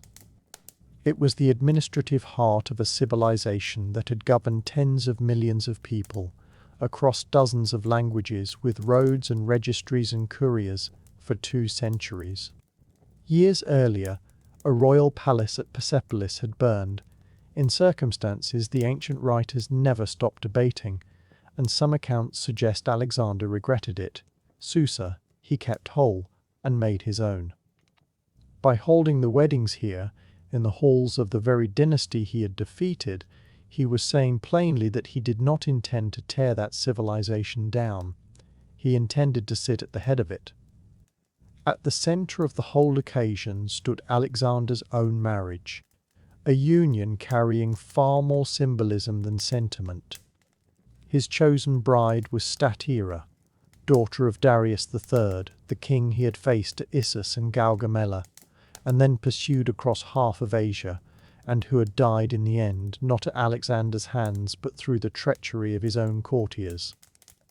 In marrying Statira, Alexander was not simply acquiring a wife. He was reaching for the legitimacy of Persia's royal line. He already had a wife, Roxana, daughter of a nobleman of the far eastern mountains, wed a few years before in a match. The ancient writers could never quite decide was love or policy. This marriage was something different, a claim written in ceremony. To the Persian nobles watching, the gesture landed with real force. Their conqueror had not dismissed their traditions or abolished their monarchy. He had bound himself into it, presenting himself as the natural successor of the Achaemenid kings. The staging made the point unmistakable. Alexander appeared in Persian royal dress, silk robes, and a royal diadem, the austere soldier king of Macedon draped in the splendor of the East. To the Persians present, it was a welcome sign of respect. To many of the Macedonians, it was one more troubling glimpse of a king who seemed, year by year, to be drifting away from home. Statira herself enters the historical record almost entirely as a symbol and hardly at all as a person, which is its own quiet sadness. The sources give her no recorded words. But we do know something of her story. A tale is told that when Darius's mother, the queen Sisygambis, was first brought before the conquerors, she bowed to Hephaestion by mistake, for he was the taller of the two men, and when she realized her error and shrank back in alarm, Alexander gently waved the mistake away, saying that she had been captured along with the rest of the Persian royal family after the Battle of Issus, 9 years earlier, and Alexander had treated the royal women with a courtesy that surprised the ancient world and became one of the most repeated stories of his career. Friend was another Alexander. Whether it happened quite that way or not, the old queen is said to have grown genuinely fond of him over the years. So when Alexander married Statira at Susa, he was marrying a woman whose family he had kept in honor for nearly a decade, and the union carried the strange double character of so much in his reign, both a genuine gesture and a calculated one. Nor did the symbolism end there. He also married Parysatis, daughter of Artaxerxes III, an earlier Persian king, so that he now held not one but 2 threads of the Achaemenid line, as though he meant to gather every strand of Persian legitimacy and weave the whole of it into his own crown. If the king's own weddings were a claim to a throne, the marriages he arranged for his officers were policy carried out on a grand scale. Somewhere around 90 of his companions and commanders, men who had fought beside him from the Granicus River all the way to India, found themselves standing in Susa's great pavilion, each paired with a bride drawn from the noble families of the empire. The matches at the top were carefully chosen. Hephaestion, dearest of all, Alexander's friends, married Drypetis, Statira's own sister, so that the children of the 2 men would be cousins. Craterus, the most traditional of the senior generals, married a niece of Darius named Amastris. And a quieter officer named Seleucus married Apama, the daughter of a Sogdian nobleman who had resisted Alexander longer and harder than almost anyone in the East.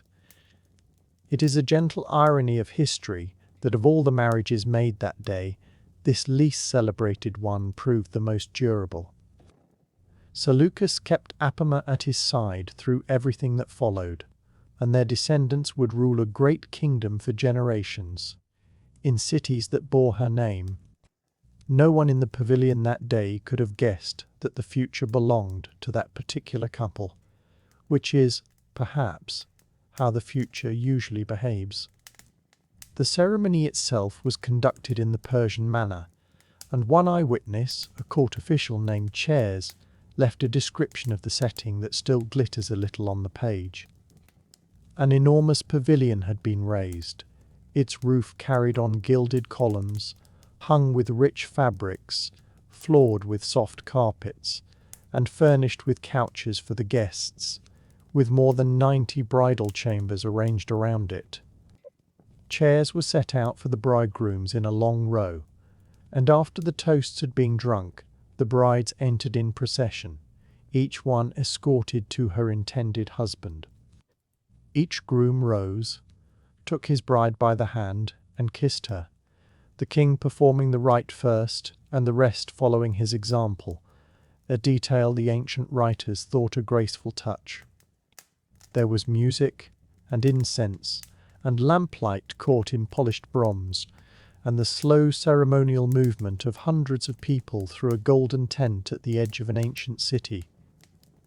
Then 5 days of celebration followed, and the empire, for a little while, gave itself over to festivity.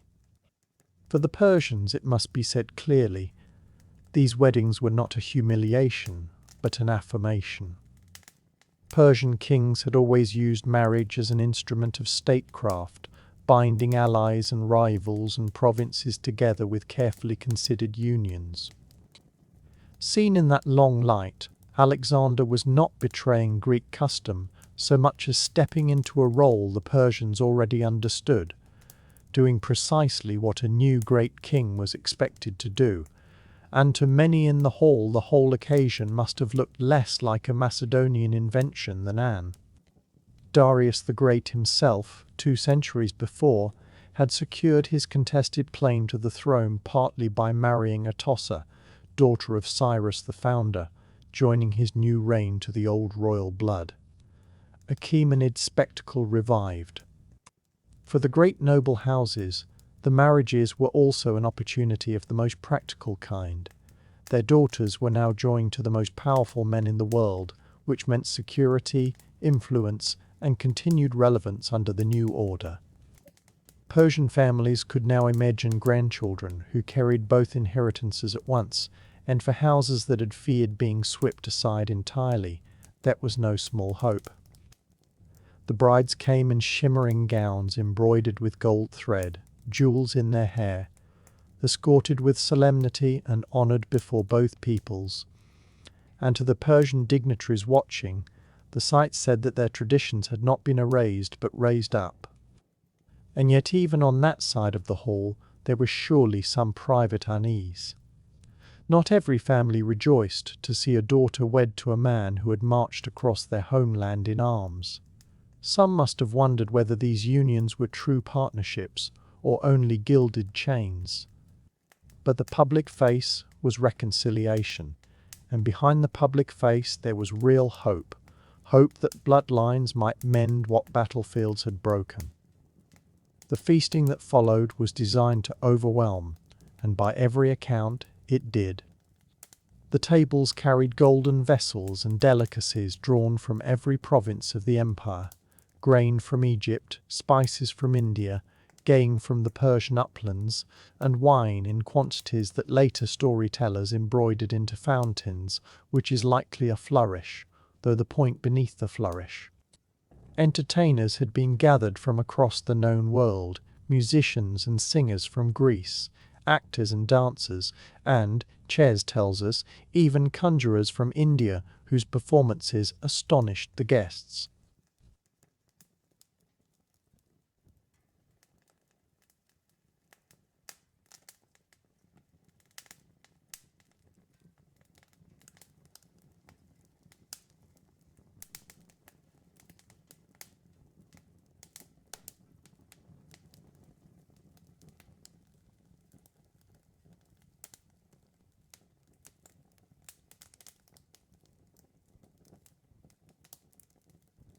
Alexander provided a dowry for every bride from his own treasury, and gave gifts besides to the grooms and the guests, and then he went further still.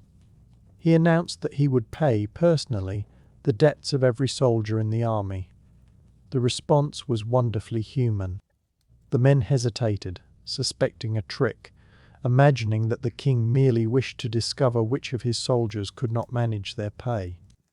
When Alexander understood this, he is said to have been genuinely stung, remarking that a king ought never to deal falsely with his men, and he had tables of money set up in the camp where debts were paid without a single name being written down. The sum came, by some counts, to nearly 10,000 talents, a fortune that resists easy comparison. He also gave gifts to the thousands of ordinary soldiers who had already, over the long campaign, taken Asian partners of their own. One storyteller even claims the army's hounds were fed from the feast. For a few golden evenings, generosity poured out of the throne like water. But walk out of the golden pavilion, away from the flutes and the incense, and the picture changed. Out in the camp, the cooking fires burned as they always had, and around them sat men who still sang the old songs of the Macedonian hills, songs about home, in an accent the courtiers inside the tent would have found rough. For these veterans the mood was complicated, and in many hearts it was quietly sour. These were men shaped by the plain traditions of the Balkan highlands, where marriage was a matter of personal choice or family alliance, not royal decree, and where a king was first among fighting men, not a remote and gorgeous figure on a dais. To be ordered into matrimony felt unnatural to them, even demeaning. Many already had wives waiting at home in Macedon, which raised awkward questions nobody answered. Were those first marriages now set aside, or were the men expected to keep two households on two continents, one Greek and one Persian? Alexander, absorbed in his vision, seems to have brushed such worries past. And the resentment ran deeper than domestic arrangements. The men had already watched their king adopt Persian robes and Persian court ceremony, and an earlier attempt to introduce the Persian custom of bowing before the royal presence had gone down so badly among the Greeks and Macedonians that it had been quietly shelved. Now they watched him marry not one but two Persian princesses and hand out brides to his commanders like commissions. Whispers moved through the camp. Some muttered that the king cared more for pleasing his new subjects than for honouring the men who had carried him to victory. Some bristled at the thought of heirs who belonged to both worlds and, in their eyes, to neither. And some asked the question that unsettles every army in the service of a visionary. If he could command them to marry, what might he command next? None of this broke into the open at Susa. The discontent stayed in the cups and the corners, behind the raised toasts and the loyal smiles. But it was simmering, and within months it would find its voice when the army's long-stored grievances finally spilled over at the town of Opis.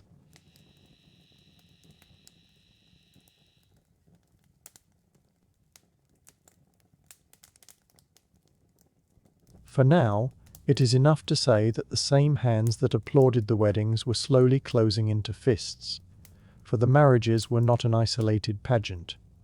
They were the centerpiece of a policy Alexander had been building for years, piece by deliberate piece. He had kept Persian administrators in their posts and Persian satraps over their provinces. He had adopted elements of Persian dress and Persian title. And in that same season at Susa, another spectacle arrived to trouble the veterans even further. 30,000 Persian youths, recruited years earlier on the king's orders, now grown and trained and drilled in the Macedonian fashion, marching before Alexander in gleaming new equipment. He called them his successors, and he was delighted with them, and every seasoned veteran watching understood exactly what such a reserve of young soldiers implied about his own indispensability. Taken together, the pattern was unmistakable. Alexander was not assembling a Macedonian empire with Persian subjects. He was reaching for something stranger and larger, a fused ruling world in which the children of Susa's weddings, heirs of two traditions at once, would one day govern from the Aegean to the Indus, without needing to ask which half of their blood was the conquering half. Whether that dream was generous or vain, visionary or simply lonely, the ancient writers never agreed, and perhaps it was all of these at once. What we can say is that for a few candlelit nights at Susa, the dream looked real. A vast empire seated together at one table, sharing wine and wedding songs. What it would cost to keep that table set and how his tired, homesick, proud Macedonians would answer him when the music stopped was a question already waiting a little way up the road. The weddings at Susa were only the brightest thread in a much larger tapestry, because Alexander's dream of binding two worlds together did not end when the wedding canopies came down. In the months that followed, he pressed the experiment further, and in every direction at once. He encouraged his officers to learn Persian manners and something of Persian speech, to move as easily through the courts of the East as they did through the war camps of the West.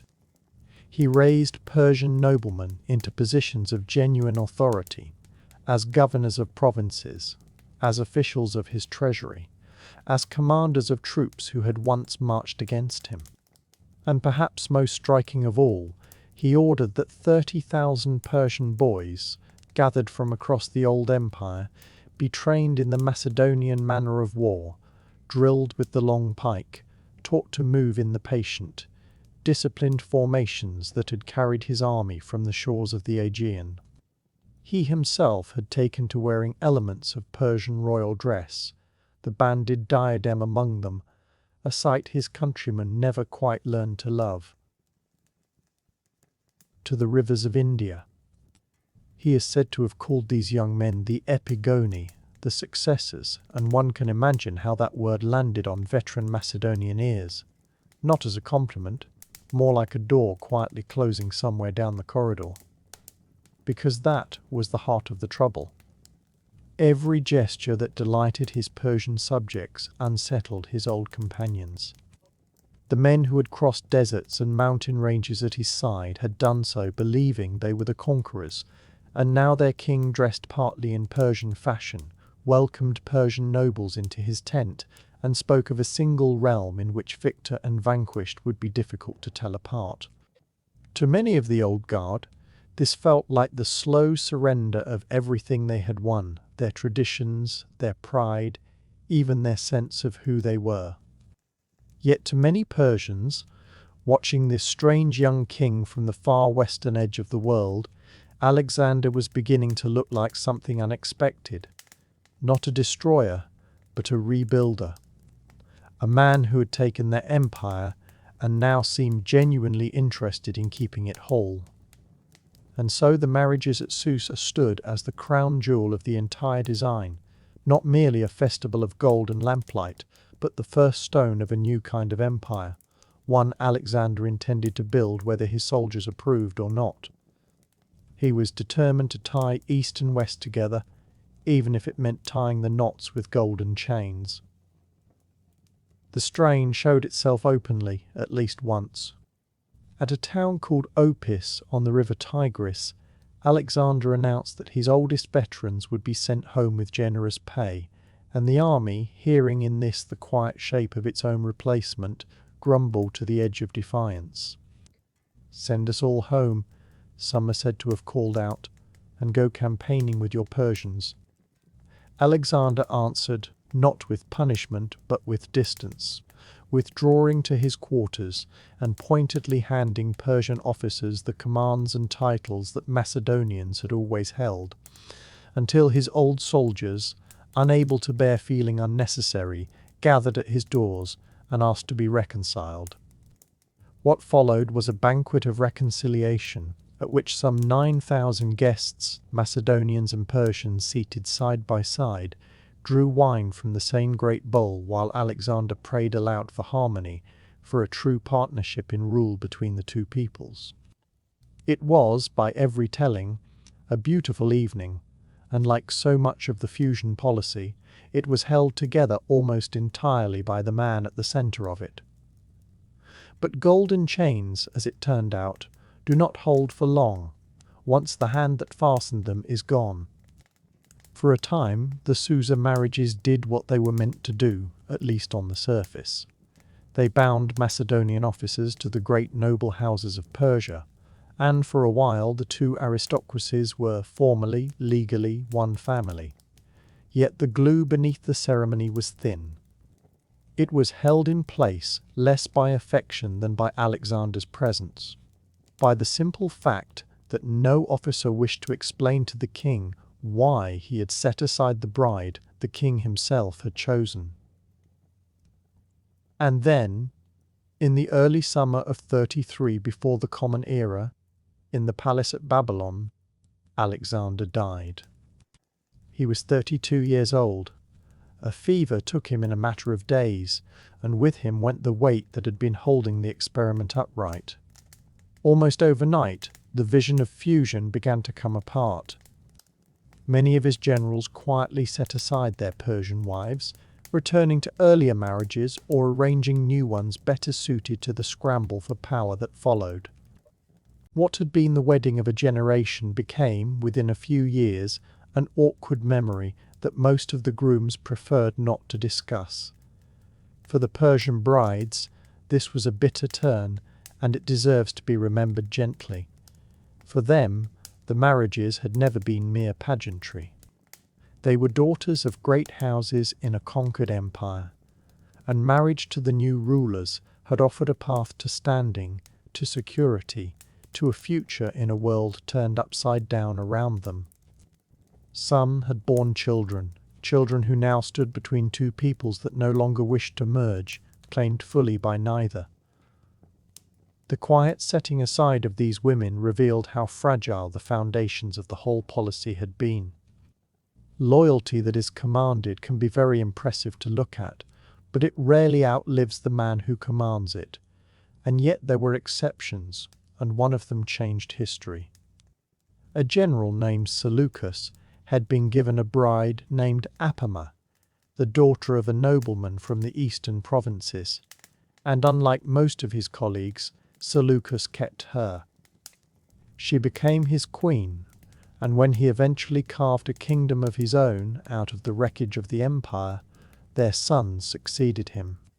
Cities named Apamea, in her honor, would dot the map of Asia for centuries, and the Seleucid dynasty, which ruled there for more than 200 years, descended directly from one of the marriages at Susa. So the experiment was not entirely without issue. Out of all those unions, one took root, and from that single root grew a royal house.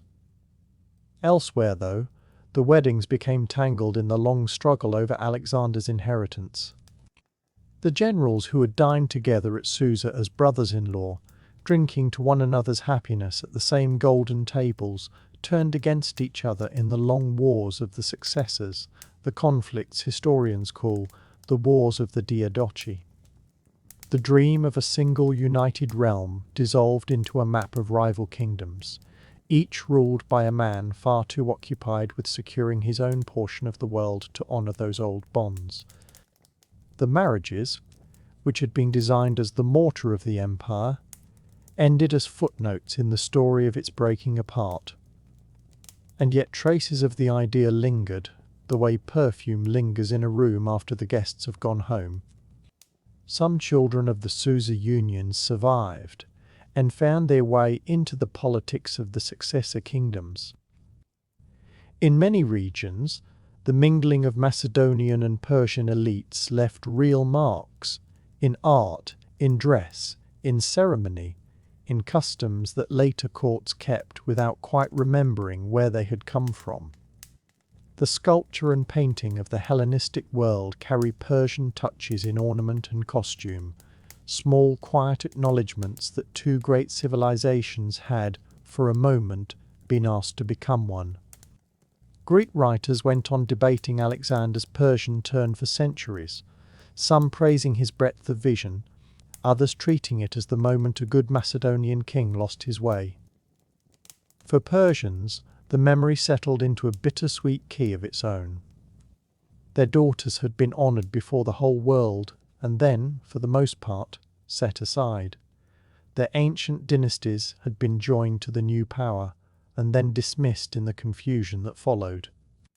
The aftermath of Susa reveals both Alexander's genius and his hubris, and it is only honest to hold the two together. He saw further than almost any ruler of his age.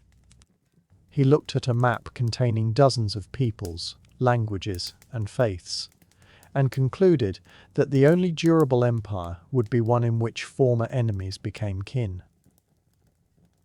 That insight was real, and later empires, Rome and Byzantium among them, would wrestle with exactly the question he had posed. How do you hold together a vast and varied population without being pulled apart by its divisions? Alexander's particular answer, kinship commanded from the throne, faltered almost at once. He overestimated how willing proud men are to be transformed by decree, and he underestimated how quickly everything tied to his own person would unravel without him. Historians still argue about what the weddings truly were. A sincere attempt to fuse East and West into a single people, or a magnificent piece of theatre staged to remind everyone present that only Alexander stood above all their divisions. Perhaps it was both at once, which would be very like him. What remains is the image itself. One hall, one long evening, Macedonians and Persians dining together as family, and by dawn the first hairline cracks already showing in the plaster. The Susa weddings endure in memory because they were never only about marriage. They were about empire and identity, about the old human tug-of-war between unity and division, and about a king who discovered that lands can be conquered far more easily than the hearts of one's own men. Which brings us, gently, back to those men. Because to understand Alexander at all, you have to understand the army he lived among. Life in that army was a long rhythm of roads and rivers, of camps raised at dusk and struck at dawn, of sieges that dragged through whole seasons and marches that seemed to have no ending. Even the hardest soldiers needed moments when the rhythm paused. And between campaigns, when the dust of conquest settled for a while, the Macedonian camp would transform itself into something else entirely, a place of celebration. These were festivals in the full sense of the word, days of athletic contests, offerings to the gods, feasting, music and theatre, occasions that reminded the soldiers that they were more than instruments of war. They were a brotherhood, bound by shared hardship and shared tradition, and for a few days at a time they were allowed to remember it. The timing of these festivals was never accidental. Victory sparked them most often. A city taken, a great river crossed, a rebellion settled. Any of these might turn a stretch of foreign plain into a festival ground. Even a long, punishing march might end in games, arranged to lift morale and steady the spirit. Men who had recently trudged through desert heat or picked their way over frozen passes suddenly found themselves spectators at a foot race, cheering as though they were home again. And in those moments the army resembled less a host of soldiers than a travelling city, a little Greece on the move, carrying its customs across the world in its baggage train and unpacking them wherever the king gave the word. At the centre of it all stood the games themselves, and they were never simple amusements. Macedonians prized strength, endurance and skill, the same qualities that kept a man alive in battle, and their contests were really training dressed up as entertainment. Foot races were among the favourites. Runners crossed dusty ground marked out beside the tents while thousands of comrades roared them on, and speed here was more than a point of pride.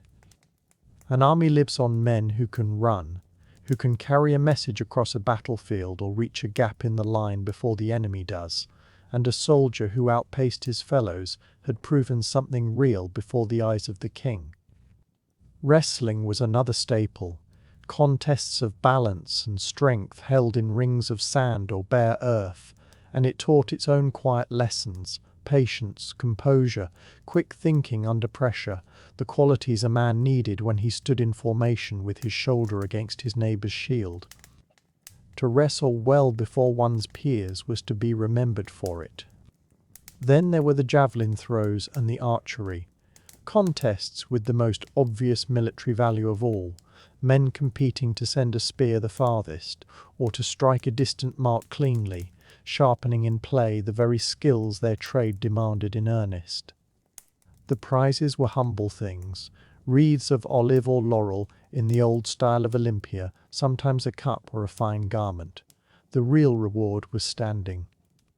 A victory lived on in the memory of the men who had watched it, and even those who lost gained a reason to train and an afternoon of belonging to something larger than themselves. In these contests, the army rehearsed its own identity. Not merely fighters, the game seemed to say, but athletes of war, heirs of the tradition that had built the stadium at Olympia. And no Macedonian festival ever began without the gods. For Alexander and his men, triumph in battle and triumph in games alike required heaven's approval. And so before any contest started, altars were raised in the heart of the camp, hung with garlands and tended with sacred fire.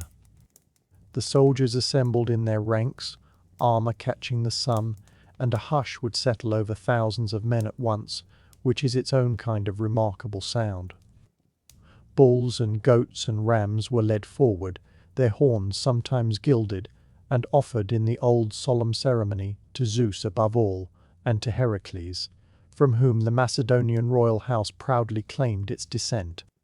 The smoke of the offerings rose from the altars with the sweetness of incense, carrying the army's prayers upward, and for men standing thousands of miles from home, on soil their fathers had never heard of, the ritual was pure reassurance. The gods had not stayed behind in Macedonia. They had come along for the whole journey. These ceremonies also said something, quietly, about power. Alexander often presided in person, standing before his troops as both king and high priest, and the message needed no words at all. His authority was not merely military. It was sanctioned by heaven, and to follow him was to follow the will of the gods themselves. It was piety and politics folded seamlessly into one another, and it gave the festivals a gravity that mere entertainment could never have carried. Afterward came the feast, for the meat of the offerings was roasted and shared out among the troops, and this sharing mattered enormously. To eat from the same sacred meal was to be, for that one evening, a single family. Sometimes performers took their turn as the flames burned low, actors and musicians giving out episodes from Homer, whose poems Alexander loved so dearly that he is said to have kept a copy of the Iliad with him on campaign, or singing hymns that praised the gods and, not at all coincidentally, the seasoned general and the newest recruit received their portions from the same fires, under the same darkening sky, a reminder that all of them, equally, stood in the favour of the same gods. Kings' victories in the very same breath. Ritual, sport, and art blended into a single celebration that felt at once thoroughly Greek and unmistakably Macedonian, and through it all ran one steady message. These men were not hired swords fighting for wages. They were companions on a great and sanctioned venture, chosen, blessed, and led by a king who honoured them with fire and feast. And beyond the races and the offerings, these festivals carried something subtler still, the cultural heartbeat of Greece itself, drumming softly, night after night, in the middle of Asia. Far from home, in the dust of Persia or on the banks of rivers no Greek map had properly named, Alexander's soldiers would sometimes gather in the evening around a stage. It is one of the more surprising pictures the ancient sources leave us. An army camped at the edge of the known world, and in the middle of that camp, a theatre. The stages themselves were makeshift things, timber and cloth raised in a cleared square between the tent lines, or set beneath the walls of a newly taken city, and the seating was whatever the ground happened to provide. But what happened on those stages was not makeshift at all. Actors put on masks and costumes, some of them carried for thousands of miles in the baggage train, some improvised from whatever the country offered, and they performed the plays of home. The tragedies of Aeschylus and Euripides, the comedies of Aristophanes, the very works these men had grown up hearing in the theatres of Athens and the market towns of Macedon. To sit in the warm dark of an Asian evening and hear those familiar lines spoken aloud was a kind of homecoming that no letter could provide. The same verses that had echoed beneath the Acropolis now drifted out over the Indus, and the men listening understood, without anyone needing to say it, that they had carried Greece with them the entire way. Alexander took this seriously, more seriously, perhaps, than we might expect of a man so occupied with conquering the world. He sponsored the performances personally, and he sent for professional actors from the great festivals of Greece, celebrated names who made the long journey east simply because the king of Macedon had asked. There is a story, told with some relish by the ancient writers, about the actor Athenodorus, who broke an engagement to perform at Athens because Alexander's invitation seemed the better offer. Athens fined him for it, as Athens would, and Alexander, it is said, quietly paid the fine on his behalf. Kings can do that sort of thing. It is a small anecdote, but it tells us how much the theatre mattered in that camp, enough that the finest performers of the age would travel to the far side of the world for it. The grandest of these gatherings, held at Tyre, is said to have been paid for in part by the kings of Cyprus, who competed with one another for the honour of sponsoring the choruses, exactly as wealthy citizens did back home in Athens. Proof, if anyone needed it, that the old Greek habit of turning even generosity into a contest had survived the journey east entirely intact, and the plays did more than pass the time. Tragedy carried a moral weight that these particular listeners felt keenly. Stories of pride, of fate, of gods who watch what mortals do and are not always kind about it, played before an audience marching behind a commander who already seemed half a figure of legend himself. One wonders what went through their minds. Comedy, meanwhile, did the opposite work, and did it just as well. Aristophanes had spent his career mocking generals and politicians, puncturing authority, laughing at hardship, and an army knows better than anyone how necessary that laughter is. For an evening, men who had walked further than any army in living memory could sit shoulder to shoulder and simply laugh, and the sources suggest the laughter mattered as much as the drill. Music threaded through all of it. Flutes and lyres and drums accompanied the plays, and between performances there were songs, old songs about the heroes, about Achilles and Odysseus, sung in a camp full of men who had been raised to believe those heroes were their ancestors in spirit if not in blood. Alexander himself famously kept a copy of Homer close at hand and encouraged the comparison at every turn. So when the singers reached the familiar verses about the deeds at Troy, every soldier present could feel that his own long war belonged to the same unbroken story. Dancers sometimes joined, their steps standing in for victory or sacrifice or plain foolery, and the drums carried on into the night. In those hours the camp was not a machine of war at all. It was a travelling city, alive with art and memory, and its citizens went back to their tents afterwards, a little more certain of who they were. No Macedonian festival, of course, was complete without the feast, and here the sources become almost fond. After the sacrifices and the games came the fires, the long rows of men sitting together, the smell of roasting meat drifting over the tents. The meal usually began with something sacred. The meat of the sacrificial animals was shared out among the soldiers, so that every man, from the newest recruit to the king himself, ate from the same offering. It was a quiet piece of theology and a rather louder piece of politics. All of them, the ritual said, shared equally in the favour of the gods. Alexander and his generals sat at the central tables, visible to everyone, so the hierarchy was never in doubt, but the food on their plates had come from the same beasts, and everyone could see that too. Unity and order, served together on the same platter, Then came the wine, and here the Macedonians were entirely themselves. Greeks of the old cities drank their wine mixed with water, and considered anything else rather barbaric. The Macedonians drank theirs unmixed, in quantity, and were proud of it. Amphorae were opened, cups passed from hand to hand, and toasts rang out to the gods, to the king, and to comrades who were no longer there to answer. Drinking contests were common, pursued with the same competitive fire as the foot races, and treated, at least by the participants, as genuine tests of honour. To outlast a rival at the cups was a small victory of its own, though the ancient writers note, with a certain dry sympathy, that more than a few champions of the afternoon ended the evening defeated by no rival but Dionysus himself, sleeping peacefully where they fell.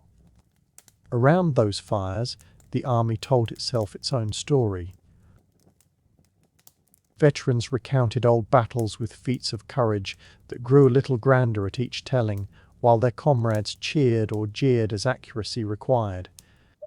Musicians played on, the fires burned low, and men who had shared years of marching shaped the memory of it aloud into something they could carry.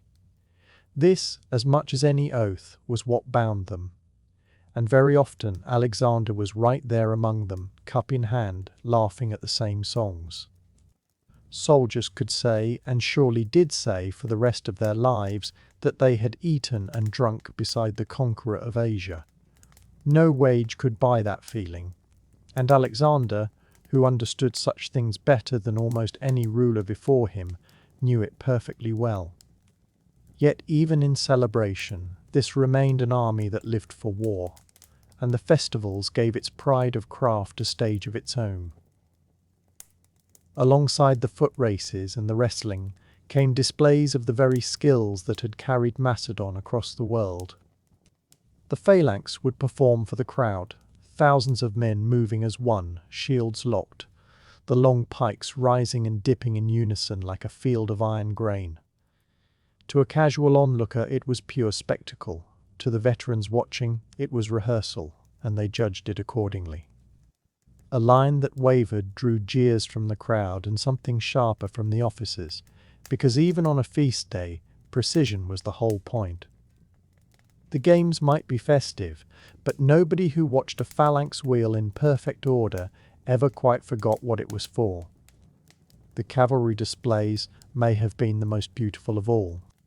The companions, Alexander's elite horsemen, the men who rode beside him at the decisive moment of every great battle, would thunder across an open field in formation, wheeling, reforming, and sweeping into mock charges with lances lowered and bronze fittings flashing in the sun. Horse and rider had trained together for years, and it showed, in turns so tight and timing so exact, that a whole squadron seemed to move on a single thought. Archers shot at distant marks, javelin throwers competed for distance and accuracy, and swordsmen performed choreographed duels, quick and controlled and thrilling to watch. Victors were cheered, but so, the sources tell us, were the defeated, because to compete at all was to honour the army.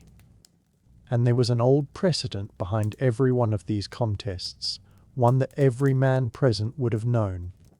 Sometimes whole companies squared off in mock battle to crown the day, dust rising, spears ringing on shields, the crowd roaring as though the fate of the world hung on it.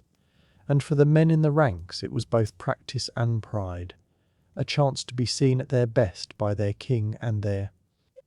In the Iliad, Achilles honours his fallen friend Patroclus with funeral games, races, and trials of skill held even in the middle of grief. And when Alexander's soldiers competed on the plains of Asia, they were standing, quite consciously, in that same ancient tradition. Comrades. Because at the centre of all of it, always, stood Alexander. It is worth pausing on how deliberate this was. The games, the sacrifices, the plays, the feasts, none of it was accidental. Alexander understood that loyalty is not maintained by pay alone, and certainly not by fear alone. It has to be fed with shared experience, with visible presence, with the feeling among ordinary men that they are inside the story rather than merely carrying its baggage.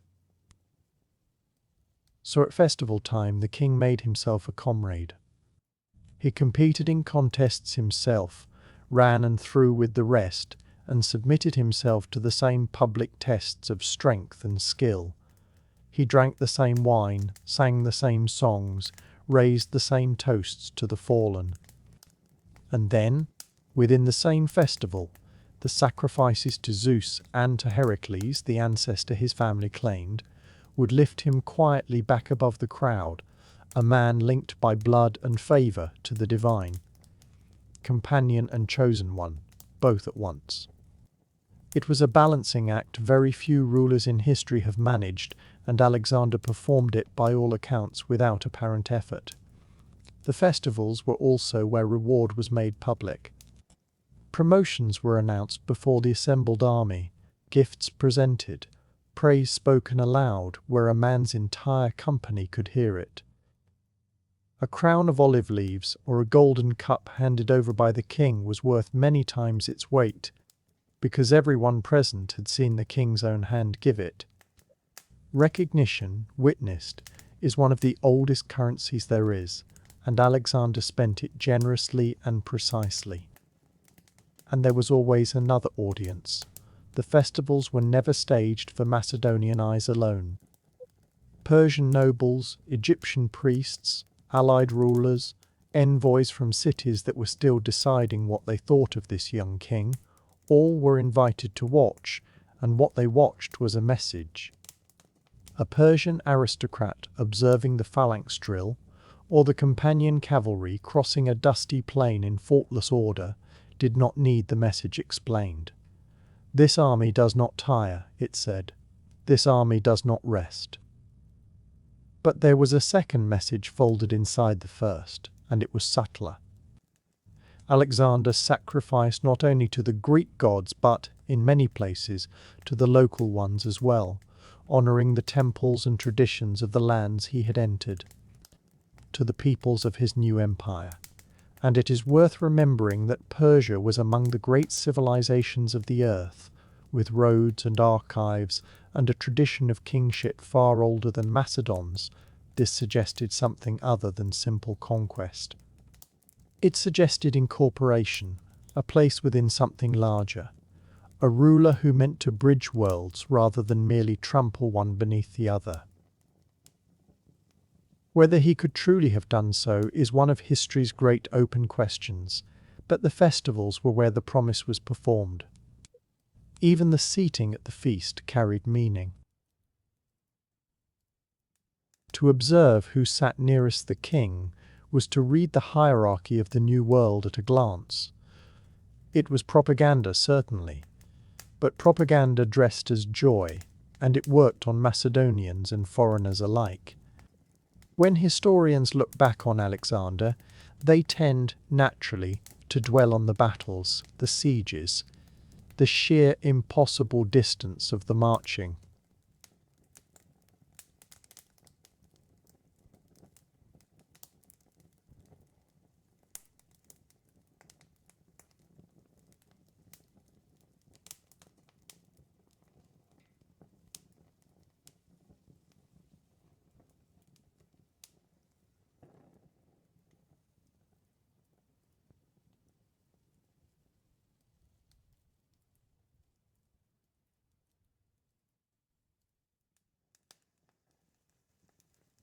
The games kept the army fit and proud. The sacrifices and the shared meat kept the gods close and the ranks bound. The theatre kept Greece within reach, however far the road ran. And all of it kept Alexander himself at the centre, the comrade who was also, somehow, more than a comrade. When he died at Babylon, still a young man, the empire began almost at once to pull apart in the hands of his generals, the successors history calls the Diadochi. But it is telling what those successors kept. Each of them, carving out kingdoms in Egypt and Asia, and Macedon itself went on holding games and festivals for their armies, imitating the master as faithfully as they could, because they had seen with their own eyes what such gatherings could build.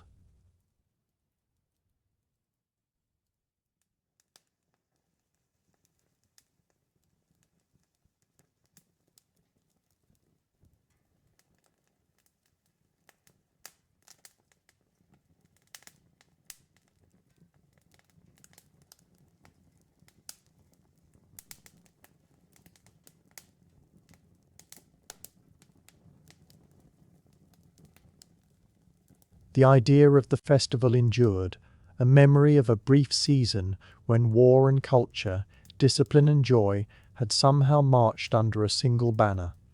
And that, perhaps, is a fitting place for us to stop, at the edge of a firelit camp, with the songs fading and the flames burning down to embers. We have wandered a long way tonight. We began on the roads of medieval England and Scotland, among outlaws whose names were read out in stern royal decrees and whispered rather more warmly in tavern corners, men and women who slipped between the law and the legend until nobody could quite say where one ended and the other began. We walked the great royal forests, where the deer belonged to the king and the hunt unfolded like a ceremony, all horns and hounds and green shadow. And we have ended here, on the far side of the ancient world, among soldiers watching a play by torchlight 1,000 miles from home. Different centuries, different lands, and yet the same quiet threads run through them all. People gathering around fires, stories told and retold until they shine, the powerful staging their power, and ordinary people finding their own meaning in the spectacle anyway. The Outlaws' greenwood has long since been felled or fenced. The royal forests are quiet public woodland now, and the dust of Alexander's camp settled more than 2,000 years ago. But the stories are still warm, still passing from voice to voice, as they have passed tonight. History keeps them the way embers keep heat long after the blaze is over. Let them glow there gently, somewhere at the back of your thoughts, asking nothing more of you tonight. The decrees have all expired, the hunts are all ridden, the long marches are all over, and every one of those restless names is at rest. The fires are banked, the camp is quiet, and the night, as it always has, goes softly on.